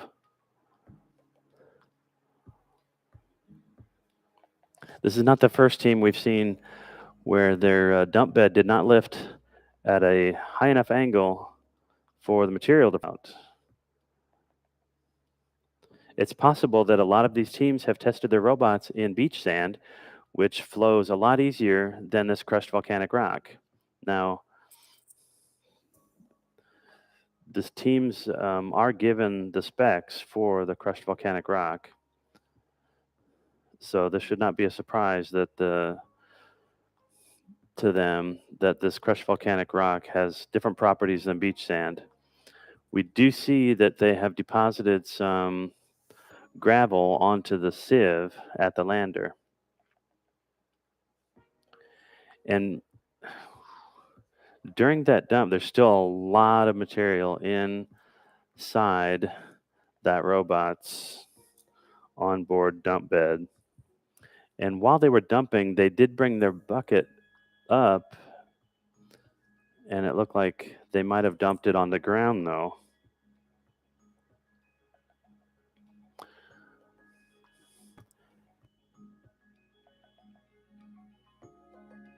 Meanwhile, we're seeing a little bit of motion on the North Dakota robot, doing some digging there.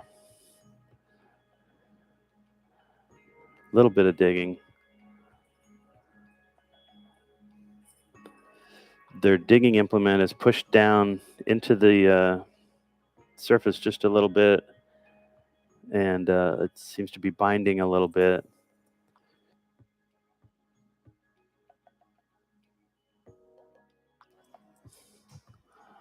You can see the judges there pulling the scoreable material off of the mesh, while the Montana Tech robot is still trying to empty its onboard dump bed.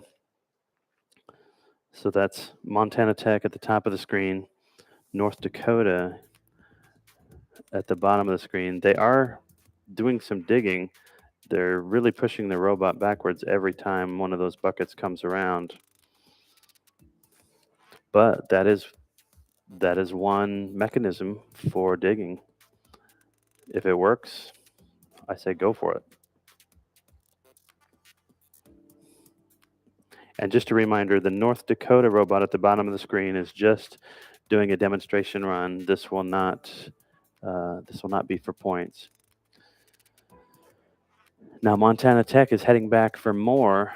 Are they going to go to the same spot so that they can try to go deeper?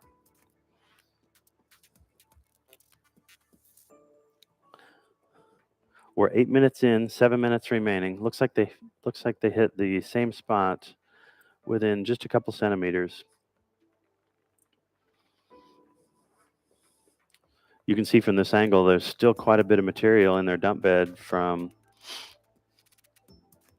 that did not end up coming out earlier. And it turns out that just a couple centimeters off from their previous spot was close enough, because as soon as their bucket hit a little, oh, something just popped off of that motor. Did you see that? And whatever that is that popped off of that motor, was it critical? We shall find out.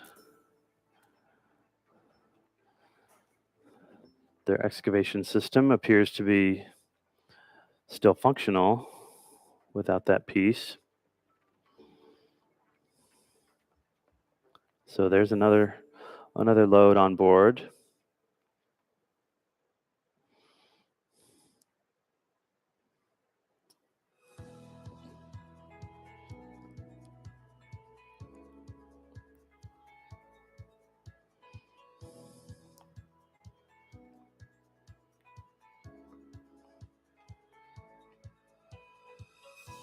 Not sure if Montana Tech is just trying, if they're just playing around, if they're trying to see if they have the mobility in order to go over the berm. It's a fast robot. It's almost too fast for that small space. Okay, looks like North Dakota is going to try and line up for at the lander, and let's see how their offloading system works. That was so fast. I didn't even see it at all. Their offloading system spun so fast that I missed it completely. 1 second, I could see dirt on board the robot, and then a split second later, I saw nothing.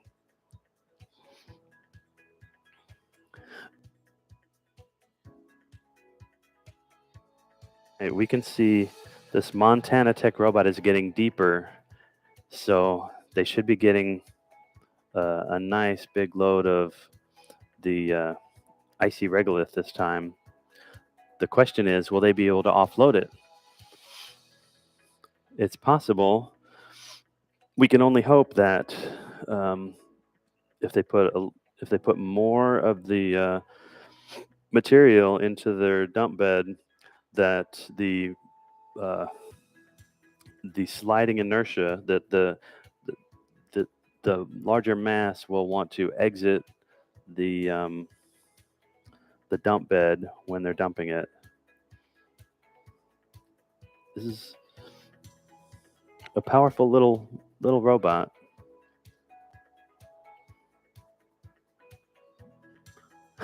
North Dakota, I think they're having some fun. I mean, it looks like fun to me. They were just forwards, backwards. They're jumping. They're using it like a ramp. They're jumping over the berm back and forth, going forwards and backwards. To be a fly on the wall in the control room, to listen to these students as they drive their robot back and forth over the berm. Okay, Montana Tech, they were dragging their bucket again for a minute, but it looks like they've lifted it up again.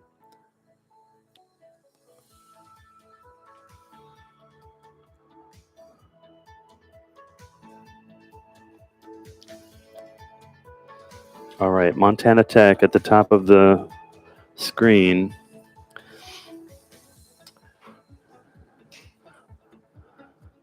Is about to try to unload their second load. There's only 2 minutes and 20 seconds left in this run for Montana Tech. Remember, University of North Dakota is just here for demonstration. They are not going for points in this run. They have, Montana Tech has so much material in their onboard hopper. I hope that their robot has enough power to offload it. 1:50.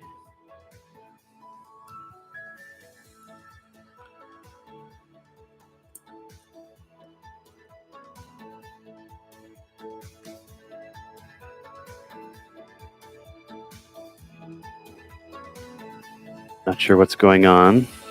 The Montana Tech robot hasn't moved in a little bit.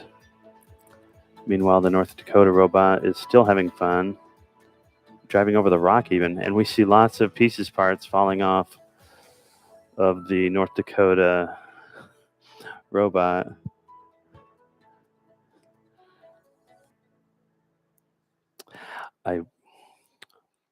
I'm starting to wonder if the Montana Tech robot is loaded down to a point where it's not able to raise its dump bed. We're just under a minute in this run. So what is Montana Tech at the top of the screen? What are they going to do with their remaining 45 seconds of this run? They were able to dump a little bit of their dump bed earlier, but all of the material did not fall out. They went back for more, and now they've come back to the lander, but they have not moved their dump bed since they came back. Are they going to try and empty the bucket over the lander? They have 12 seconds, 10 seconds. It's a valiant attempt. I'm just not sure they have enough time. Oh, did they make it? I th- I think the judge is going to have to rule on that because there's no automated system that kills power on the robot when the timer hits 0. So um, only the judges know whether that's going to count for the Montana Tech team. Great run, regardless. Great job, Montana Tech and University of North Dakota. That was such an entertaining demonstration run. The robot did not appear to have any mobility issues. It was jumping back and running back and forth, jumping the berm ramp that we had installed into the arena. Did seem to have a little bit of some issues with the digging, but still, both of these teams should be very proud of what they've accomplished here this year, competing in the Lunabotics mining competition. So that was University of North Dakota and Montana Tech. Next in the arena, we are expecting to see the University of Arkansas, and they will be doing a demonstration run, not for points. And we will also see Lone Star College Sci-Fair. They will be running their official competition run. So stay tuned. Don't go anywhere. You don't want to miss University of Arkansas and Lone Star College coming up next.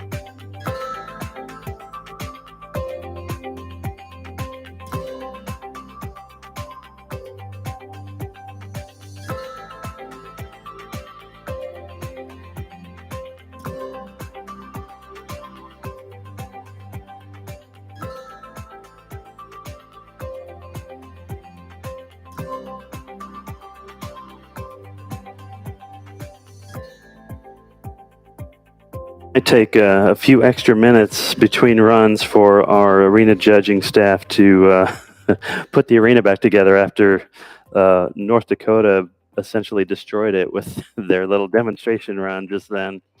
So bear with us as we reset the arena and prepare for University of Arkansas to do a demonstration run and Lone Star College Sci-Fair.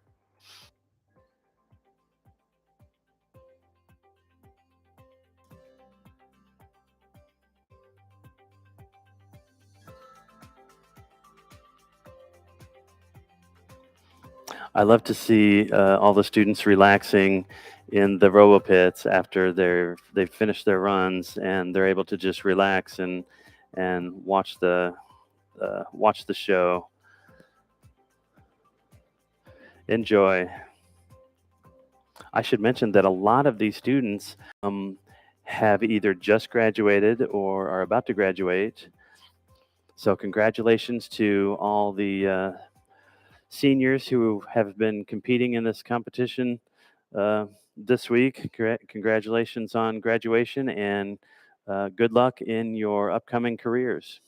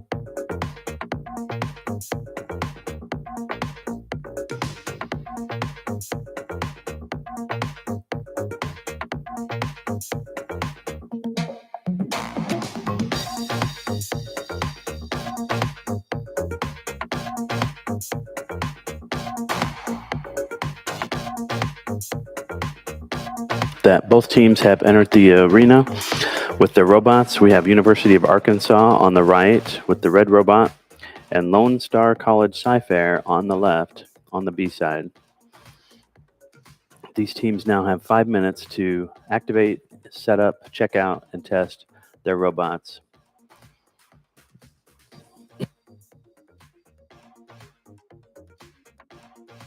And Arkansas will be doing a demonstration run, not for points.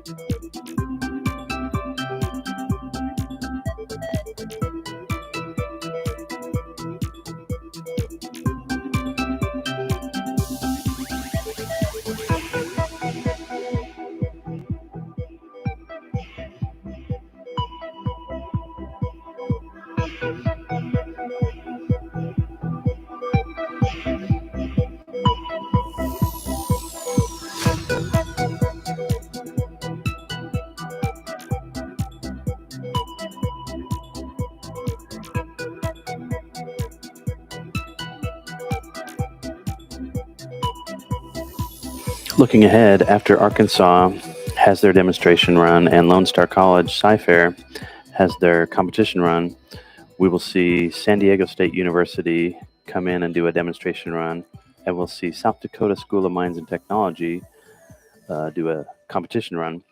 And then finally, our last run of the day is going to be Worcester Polytechnic Institute doing a demonstration run.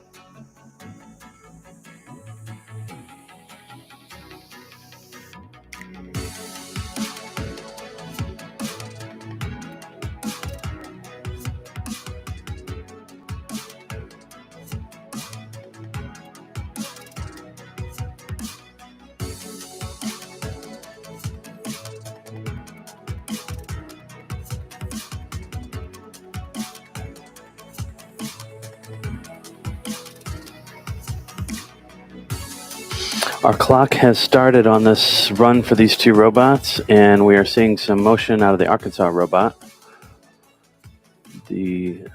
Some raising of their digging mechanism, and now some motion of the mobility system.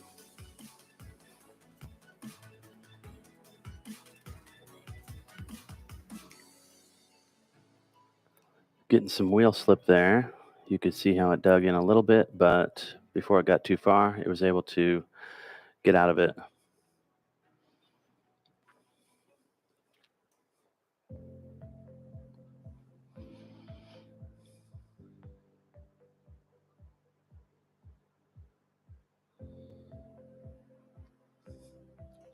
Looks like Arkansas has made it to the digging area. Still waiting for some motion from the Lone Star College robot.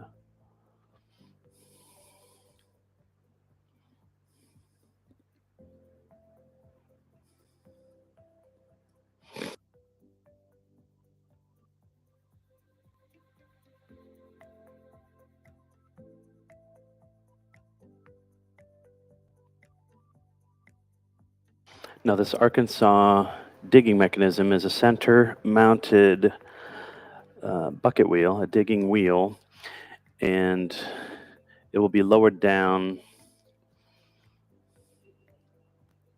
into the soil, and then when it's full, we're about to see it do its magic. When it's full, it will actually rotate all the way around forward over the top of the robot and then back in order to dump into the hopper that's in the back of this robot.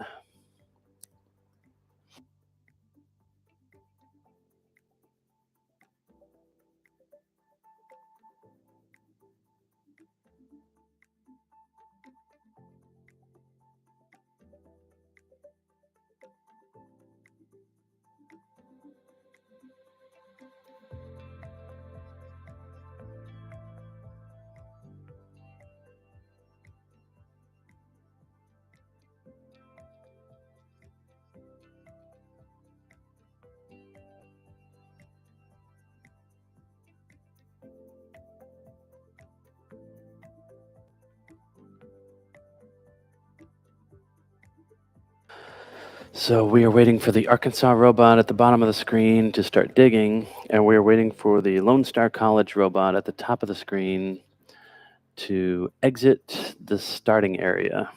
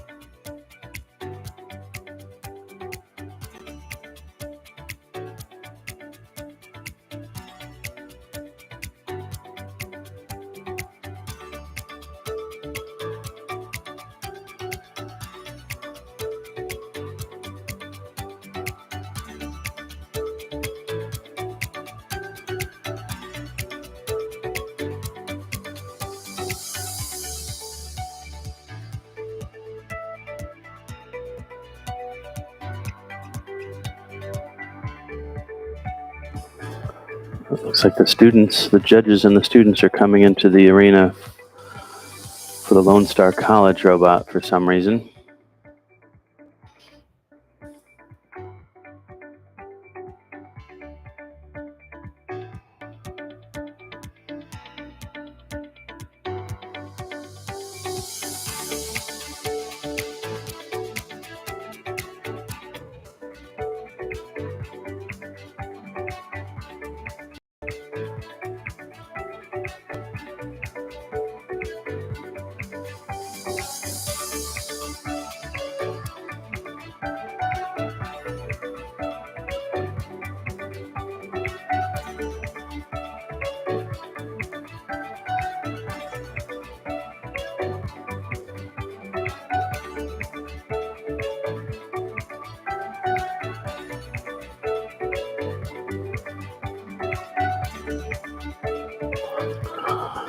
All right, we're seeing some activity on the Arkansas robot when we had our eye on the Lone Star robot, looking for indications on the digger that it has been spun in the dirt. It does look a little dirty, so it may have done some digging when we weren't looking.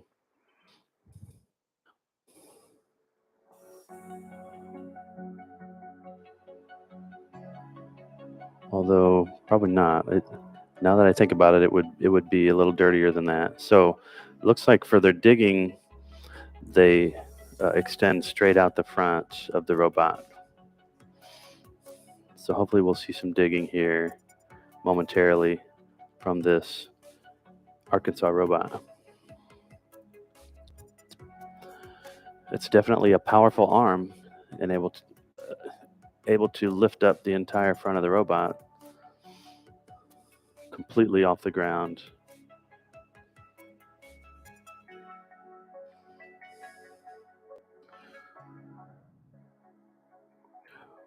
We are now in the middle of our 15-minute run, 7.5 minutes down, 7.5 to go.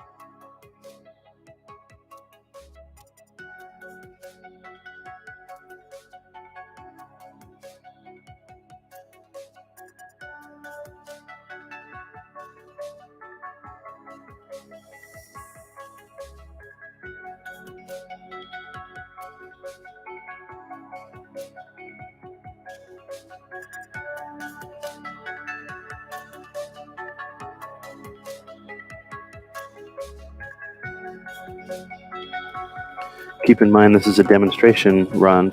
Arkansas robot.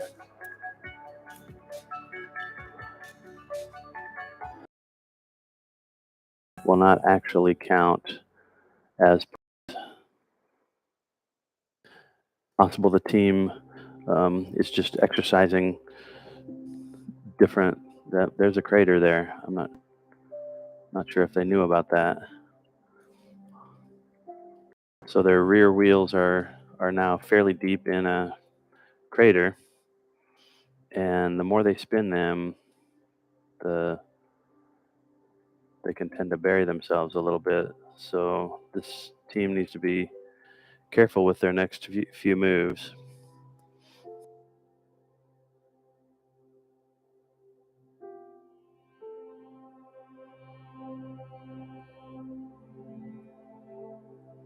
Looks like the very back of that robot, which is behind the rear wheels, may be touching the ground right now, which is going to keep the rear wheels from being able to gain any traction.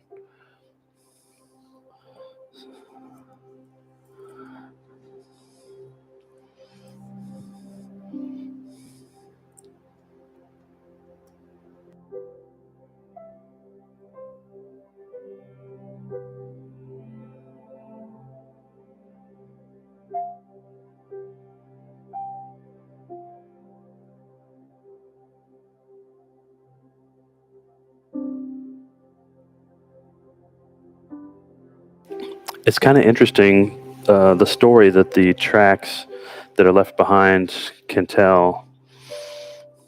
You can see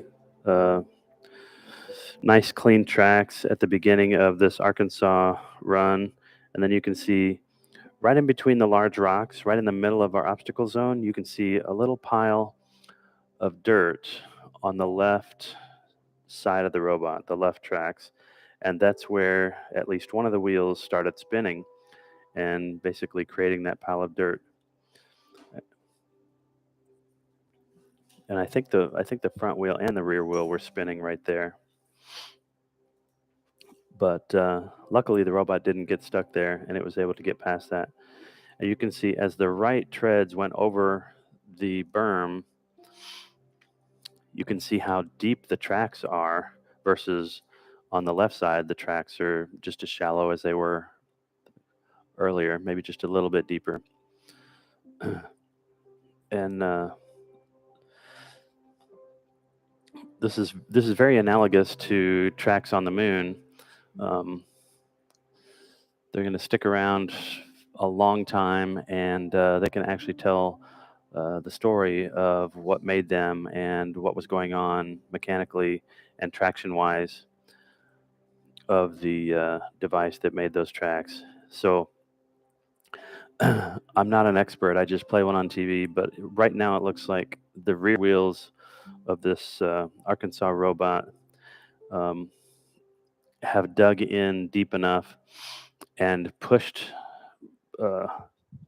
enough of that finely crushed volcanic rock out of the way that the rear wheels are no longer doing very much useful work.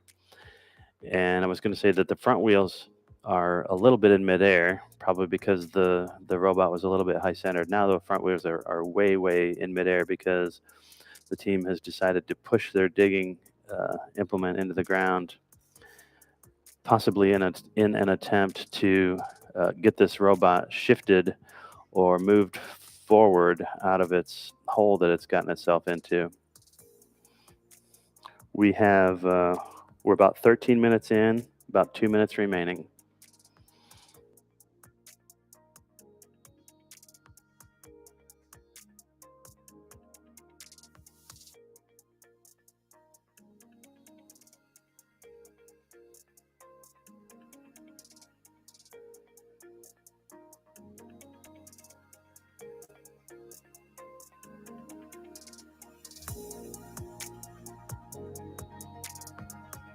We did not end up seeing any motion out of the Lone Star College Sci-Fair robot, sadly. But that team shouldn't feel bad about just the fact that they made it through this entire process, through the entire systems engineering process, the engineering design process, is a real accomplishment. They've gotten past the proof of life video that was required before they were allowed to come here to Florida to compete in this event, and I imagine they've been able to talk to go around the pits and talk to a lot of other students and gain a lot of interesting technical knowledge and trade information with other students, maybe even make some new friends. So I'm hopeful that this was a positive experience for all of these teams, regardless of the final rankings and the final scores. With 30 seconds remaining in this run for Arkansas doing a demonstration run and Lone Star College.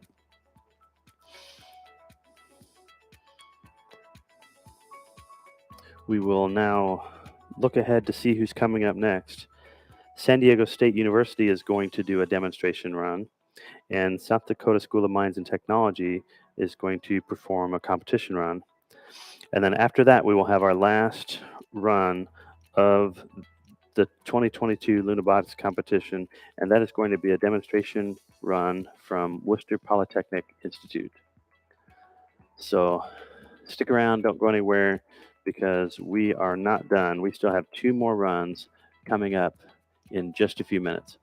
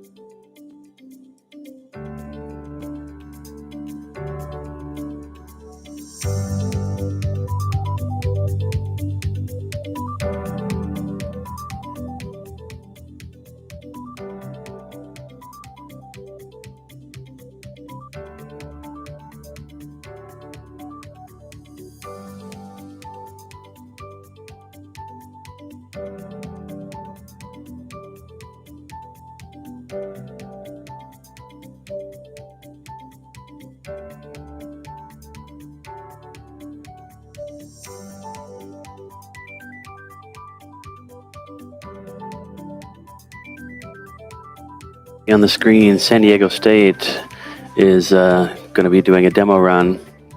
They're on the right, and South Dakota School of Mines and Technology is going to perform a competition run.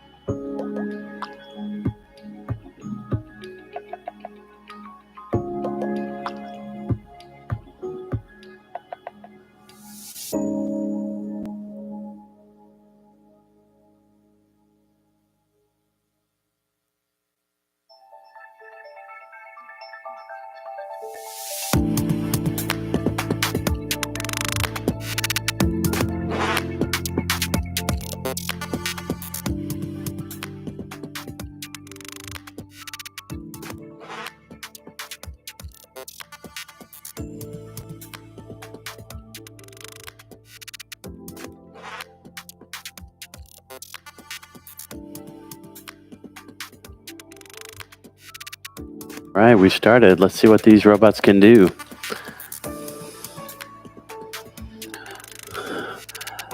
South Dakota School of Mines at the top and San Diego State at the bottom of your screen.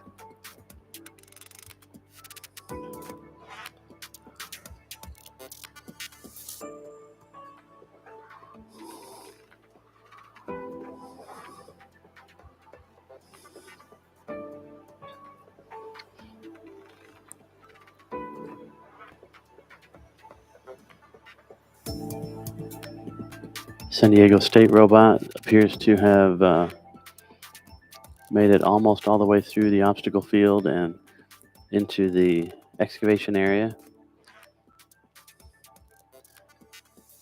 And the South Dakota robot appears to be unfurling itself into its post start of mission configuration.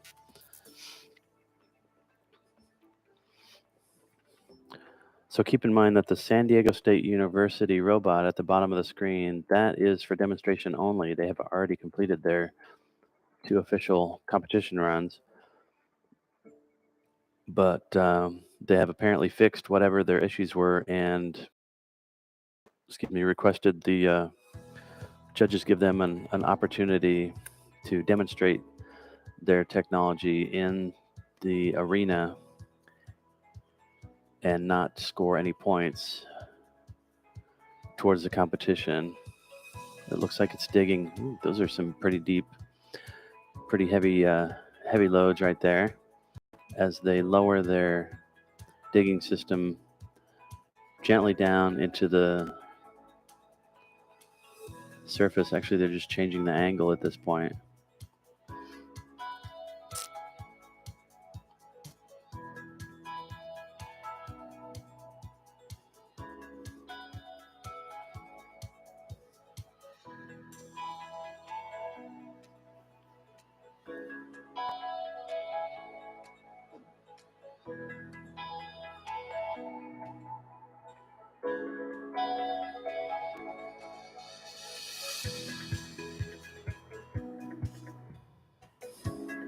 From this angle, you can see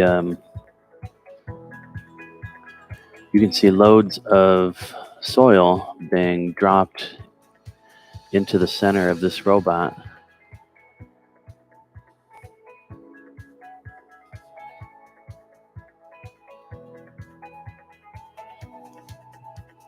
So it appears to be digging pretty well. There's a rock. Every once in a while, it gets a pretty good bite into the dirt, which binds it up just for a split second. But it seems like it has enough power to get past that. And here comes South Dakota School of Mines robot into the mining area. Finally, we are 3.5 minutes into this 15-minute run. And now we have both of these robots into the mining area.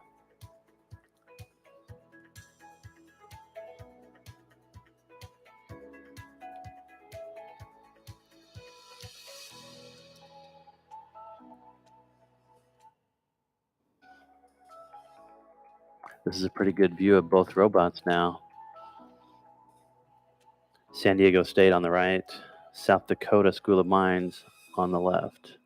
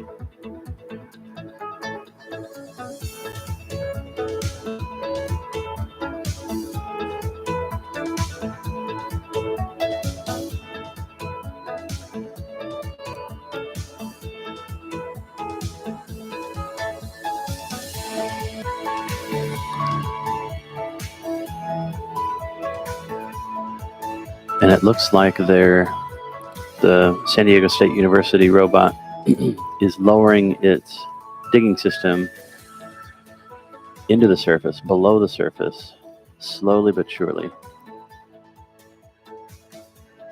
They're lowering it slowly. If they lower it too fast, they'll kind of bind up and get stuck a little bit. But if you watch it, they are making progress and lowering it slowly.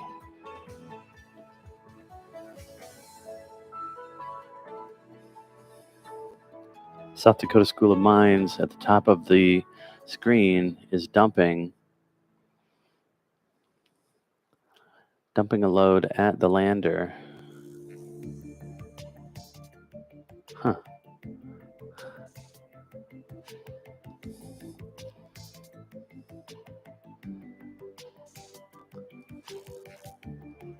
Their dump bed has a door on the back side of it that they've opened up, but that door does have some slots in it, possibly to let the loose granular soil exit.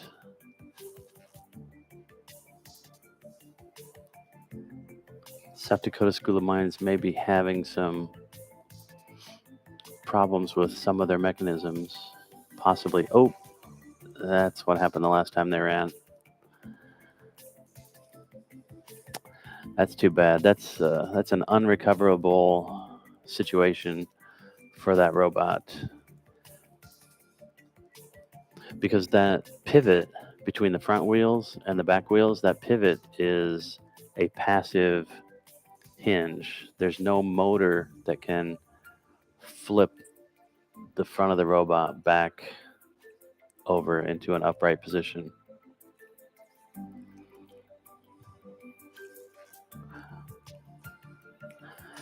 So as we watch the San Diego State University robot here in the foreground, this is a demonstration only mission for them. We're about 8 minutes in, about 7 minutes remaining, and they appear to be fairly deep. They may be at the point where they're getting several rocks, several pieces of gravel they're bringing up into their robot, and those rocks and gravel are simulating frozen ice under the surface of the moon.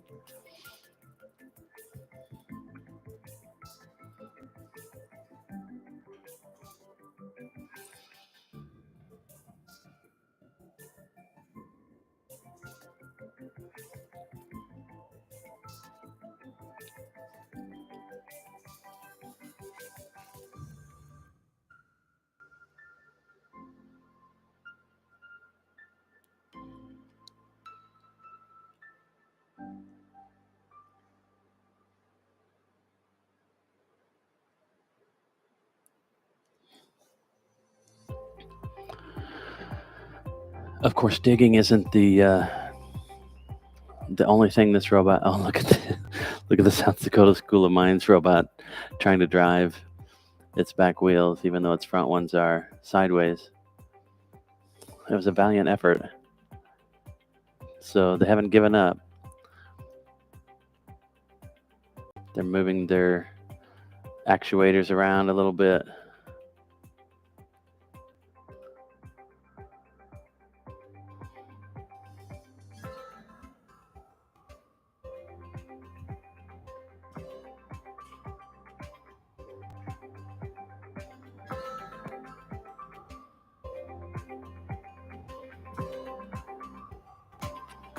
Wow, the SDSU robot appears to be taking really good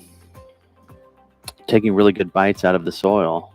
You can see some pretty good piles of dirt that are being thrown into the robot's hopper. And we can see that the hopper on board this robot is starting to fill up.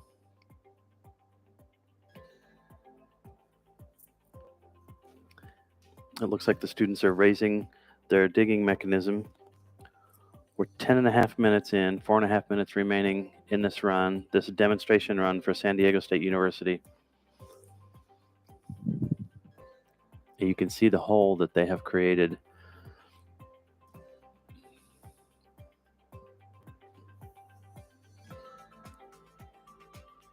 With this powerful little robot.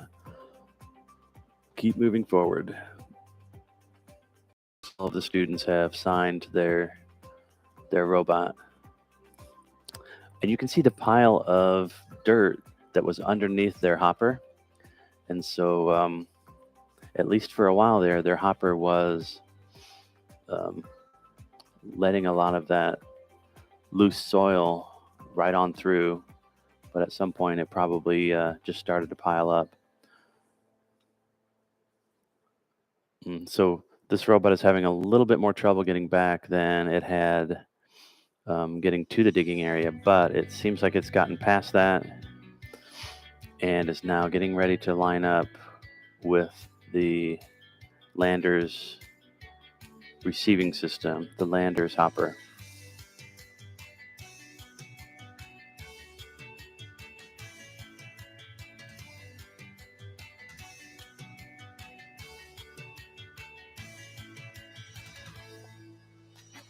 So they need to get their digging mechanism up out of the way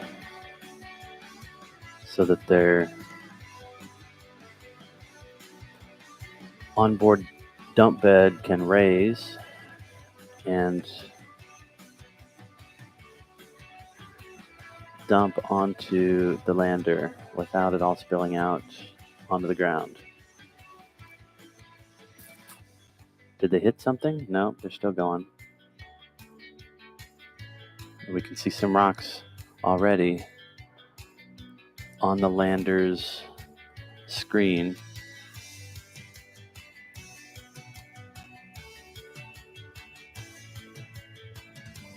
Definitely see some rocks there. I'm sure the students are happy with that. Although I'm not sure they completely emptied their onboard hopper at the lander. Some of these robots do not appear to completely turn themselves at an angle that completely allows for the material to fall out. And we've seen that several times this week. Oh, they're going back for more. So we're under 2 minutes, 1:45. What is SDSU going to do with their last minute and a half? Again, this is a demonstration run for this team. If they get a wheel in that hole, there's no way they're getting out of it. I predict. Let's see if they can get out of it. Prove me wrong, little robot. You powerful little robot. Prove me wrong. Do it. Prove me wrong. Do it. Get out of there. You did it. I love being proved wrong. We're down to just about a minute remaining in this demonstration run for South Dakota State University. Or San Diego State University.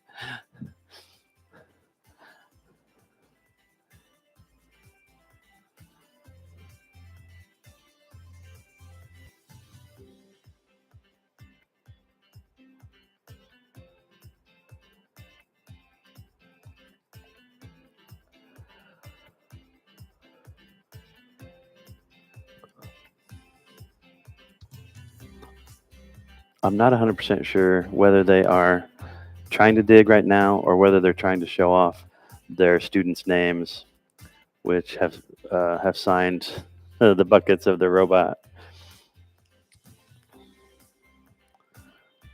Either of those options is perfectly fine with us. And as time runs out on this run, congrats to both teams, South Dakota School of Mines and Technology and San Diego State University. Great job to both of those teams. Now, coming up next, our final run of the day and our final run of this year's competition. We are going to see Worcester Polytechnic Institute perform a demonstration run of their robot. So stick around, don't go anywhere. You want to see our final run with WPI robot in the arena.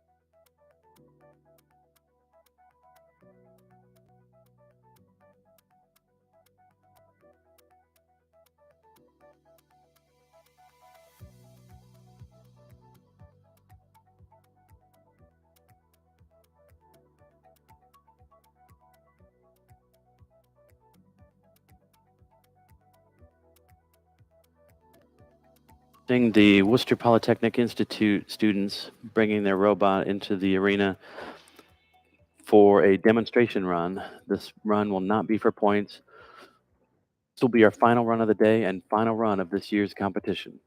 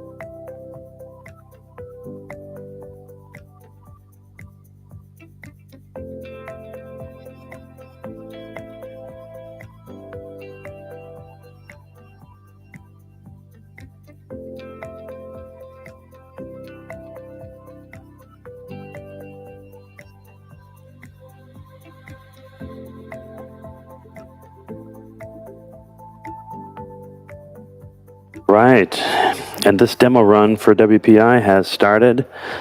The robot wasted no time getting across the obstacle field into the digging area.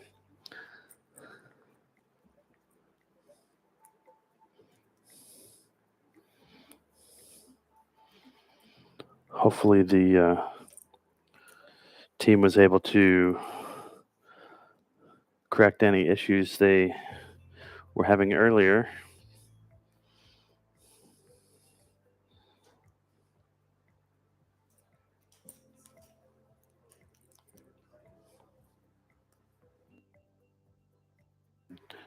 Digging system is being raised up and lowered into the dirt.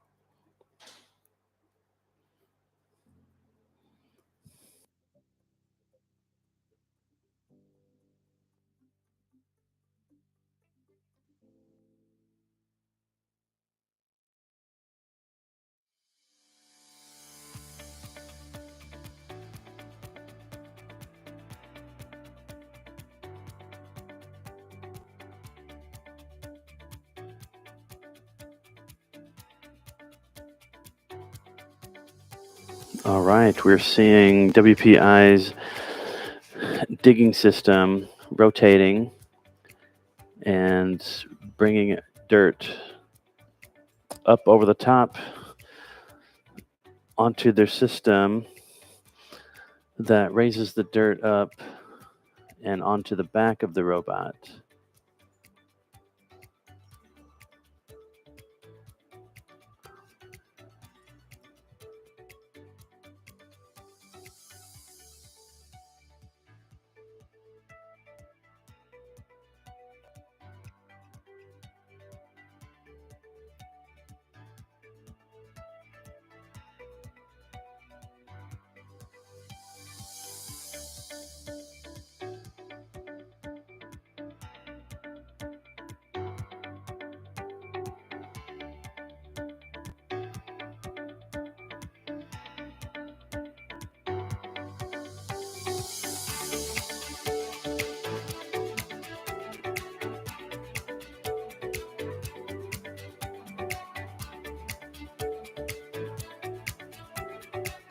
Now realizing is that initial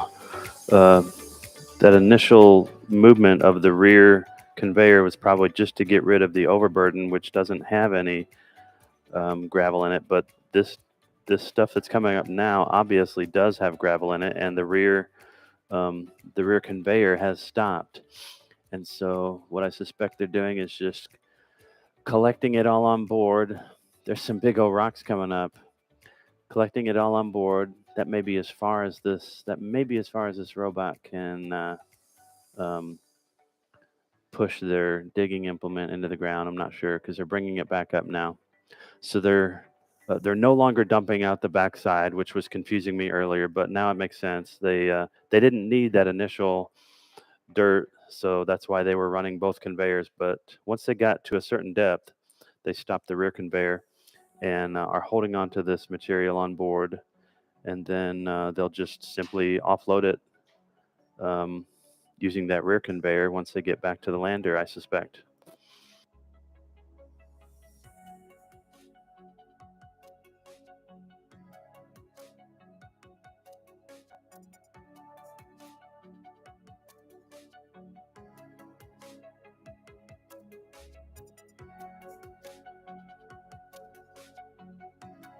All right, WPI's digging mechanism is now lifting itself up out of the ground, rotating itself down out of the way of its wheels. You can see a nice big hole that it left behind. Now let's see if this robot can quickly and easily get back to the lander. Is it really going to try to get over the berm?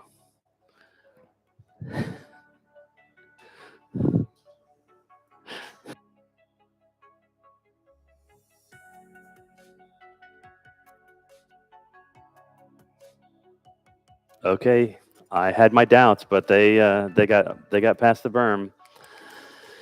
Looks like they had left wheels on the berm and right wheels just barely off the berm.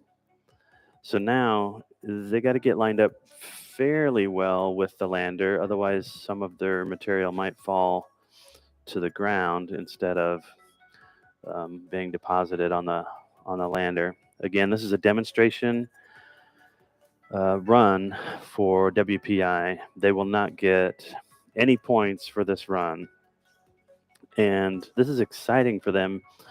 Even though they won't get any points, this is exciting because it looked like there were a good number, a good amount of gravel that we could see being lifted up by their digging mechanism.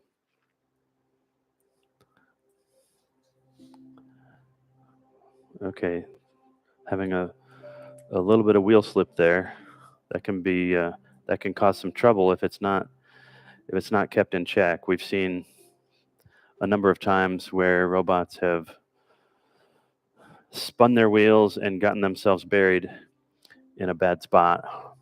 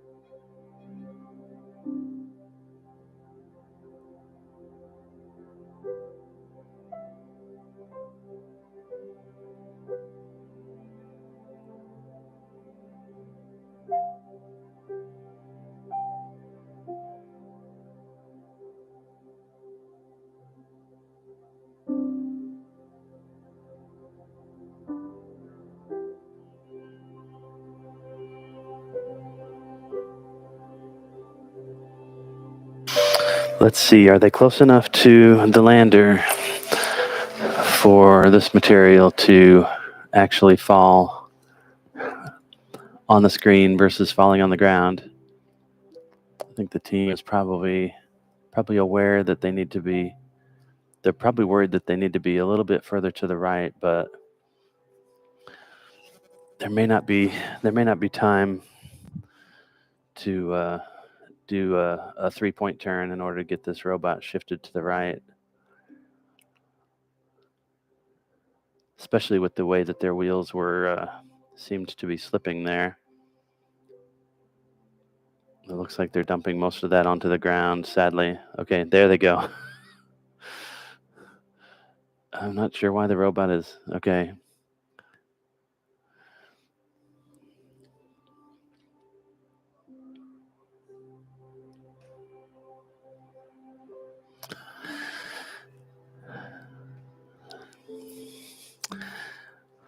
Again, this is a demo run, not for scoring, but it looks like they might have lost some of their material to the ground before they had their robot really in place where it needed to be in order to offload. Can we?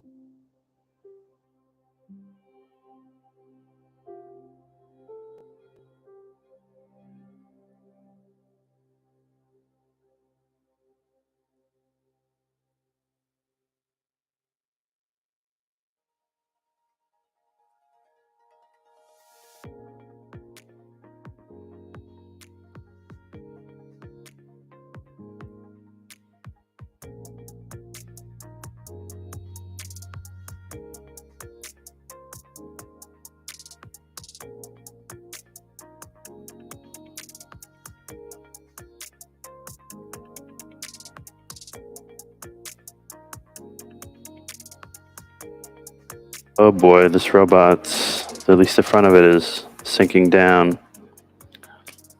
The fact that the rear, actually, I'm turned around. I was thinking the front of the robot was pointing to the lander. The rear of the robot, which is pointing to the lander, has sunk in quite a bit to the point where both of the front wheels, I believe, are in midair. I think they're calling it. I just saw the judge clap. So that was a really excellent demonstration run for WPI. We didn't really get our eyeballs. We couldn't get our eyes on maybe the judge will help us see how many rocks they were able to deposit.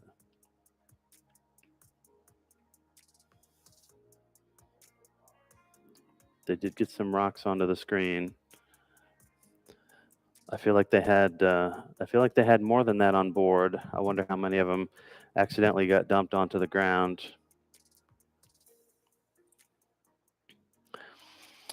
All right, as the WPI students come in and remove their robot, I hope they're happy with that demonstration run because the robot did perform very well. So they should be proud of what they've accomplished. Looks like there's some more rocks there on the sieve. So that being our final run of the day, we're going to sign off as soon as I give one last huge thank you to all the students, all the teams who have competed in the Lunabotics 2022 competition. Thanks to all the volunteers, all the NASA staff who have volunteered their time to plan and organize and execute this event, all of our support staff, all of our volunteers, everyone that's made this event a success this year. We thank you all, and we thank everyone for watching online, whether you were able to watch live in real time or whether you're watching this after the fact in the future. Thank you for your interest in NASA. Thank you for your interest in human spaceflight, the Artemis program. Thank you for your interest in STEM education, and thank you for watching and being a part of NASA's Lunabotics 2022 Collegiate Robotic Mining Competition. And with that, we will sign off. Goodbye, and thank you all so much for your support. Goodbye.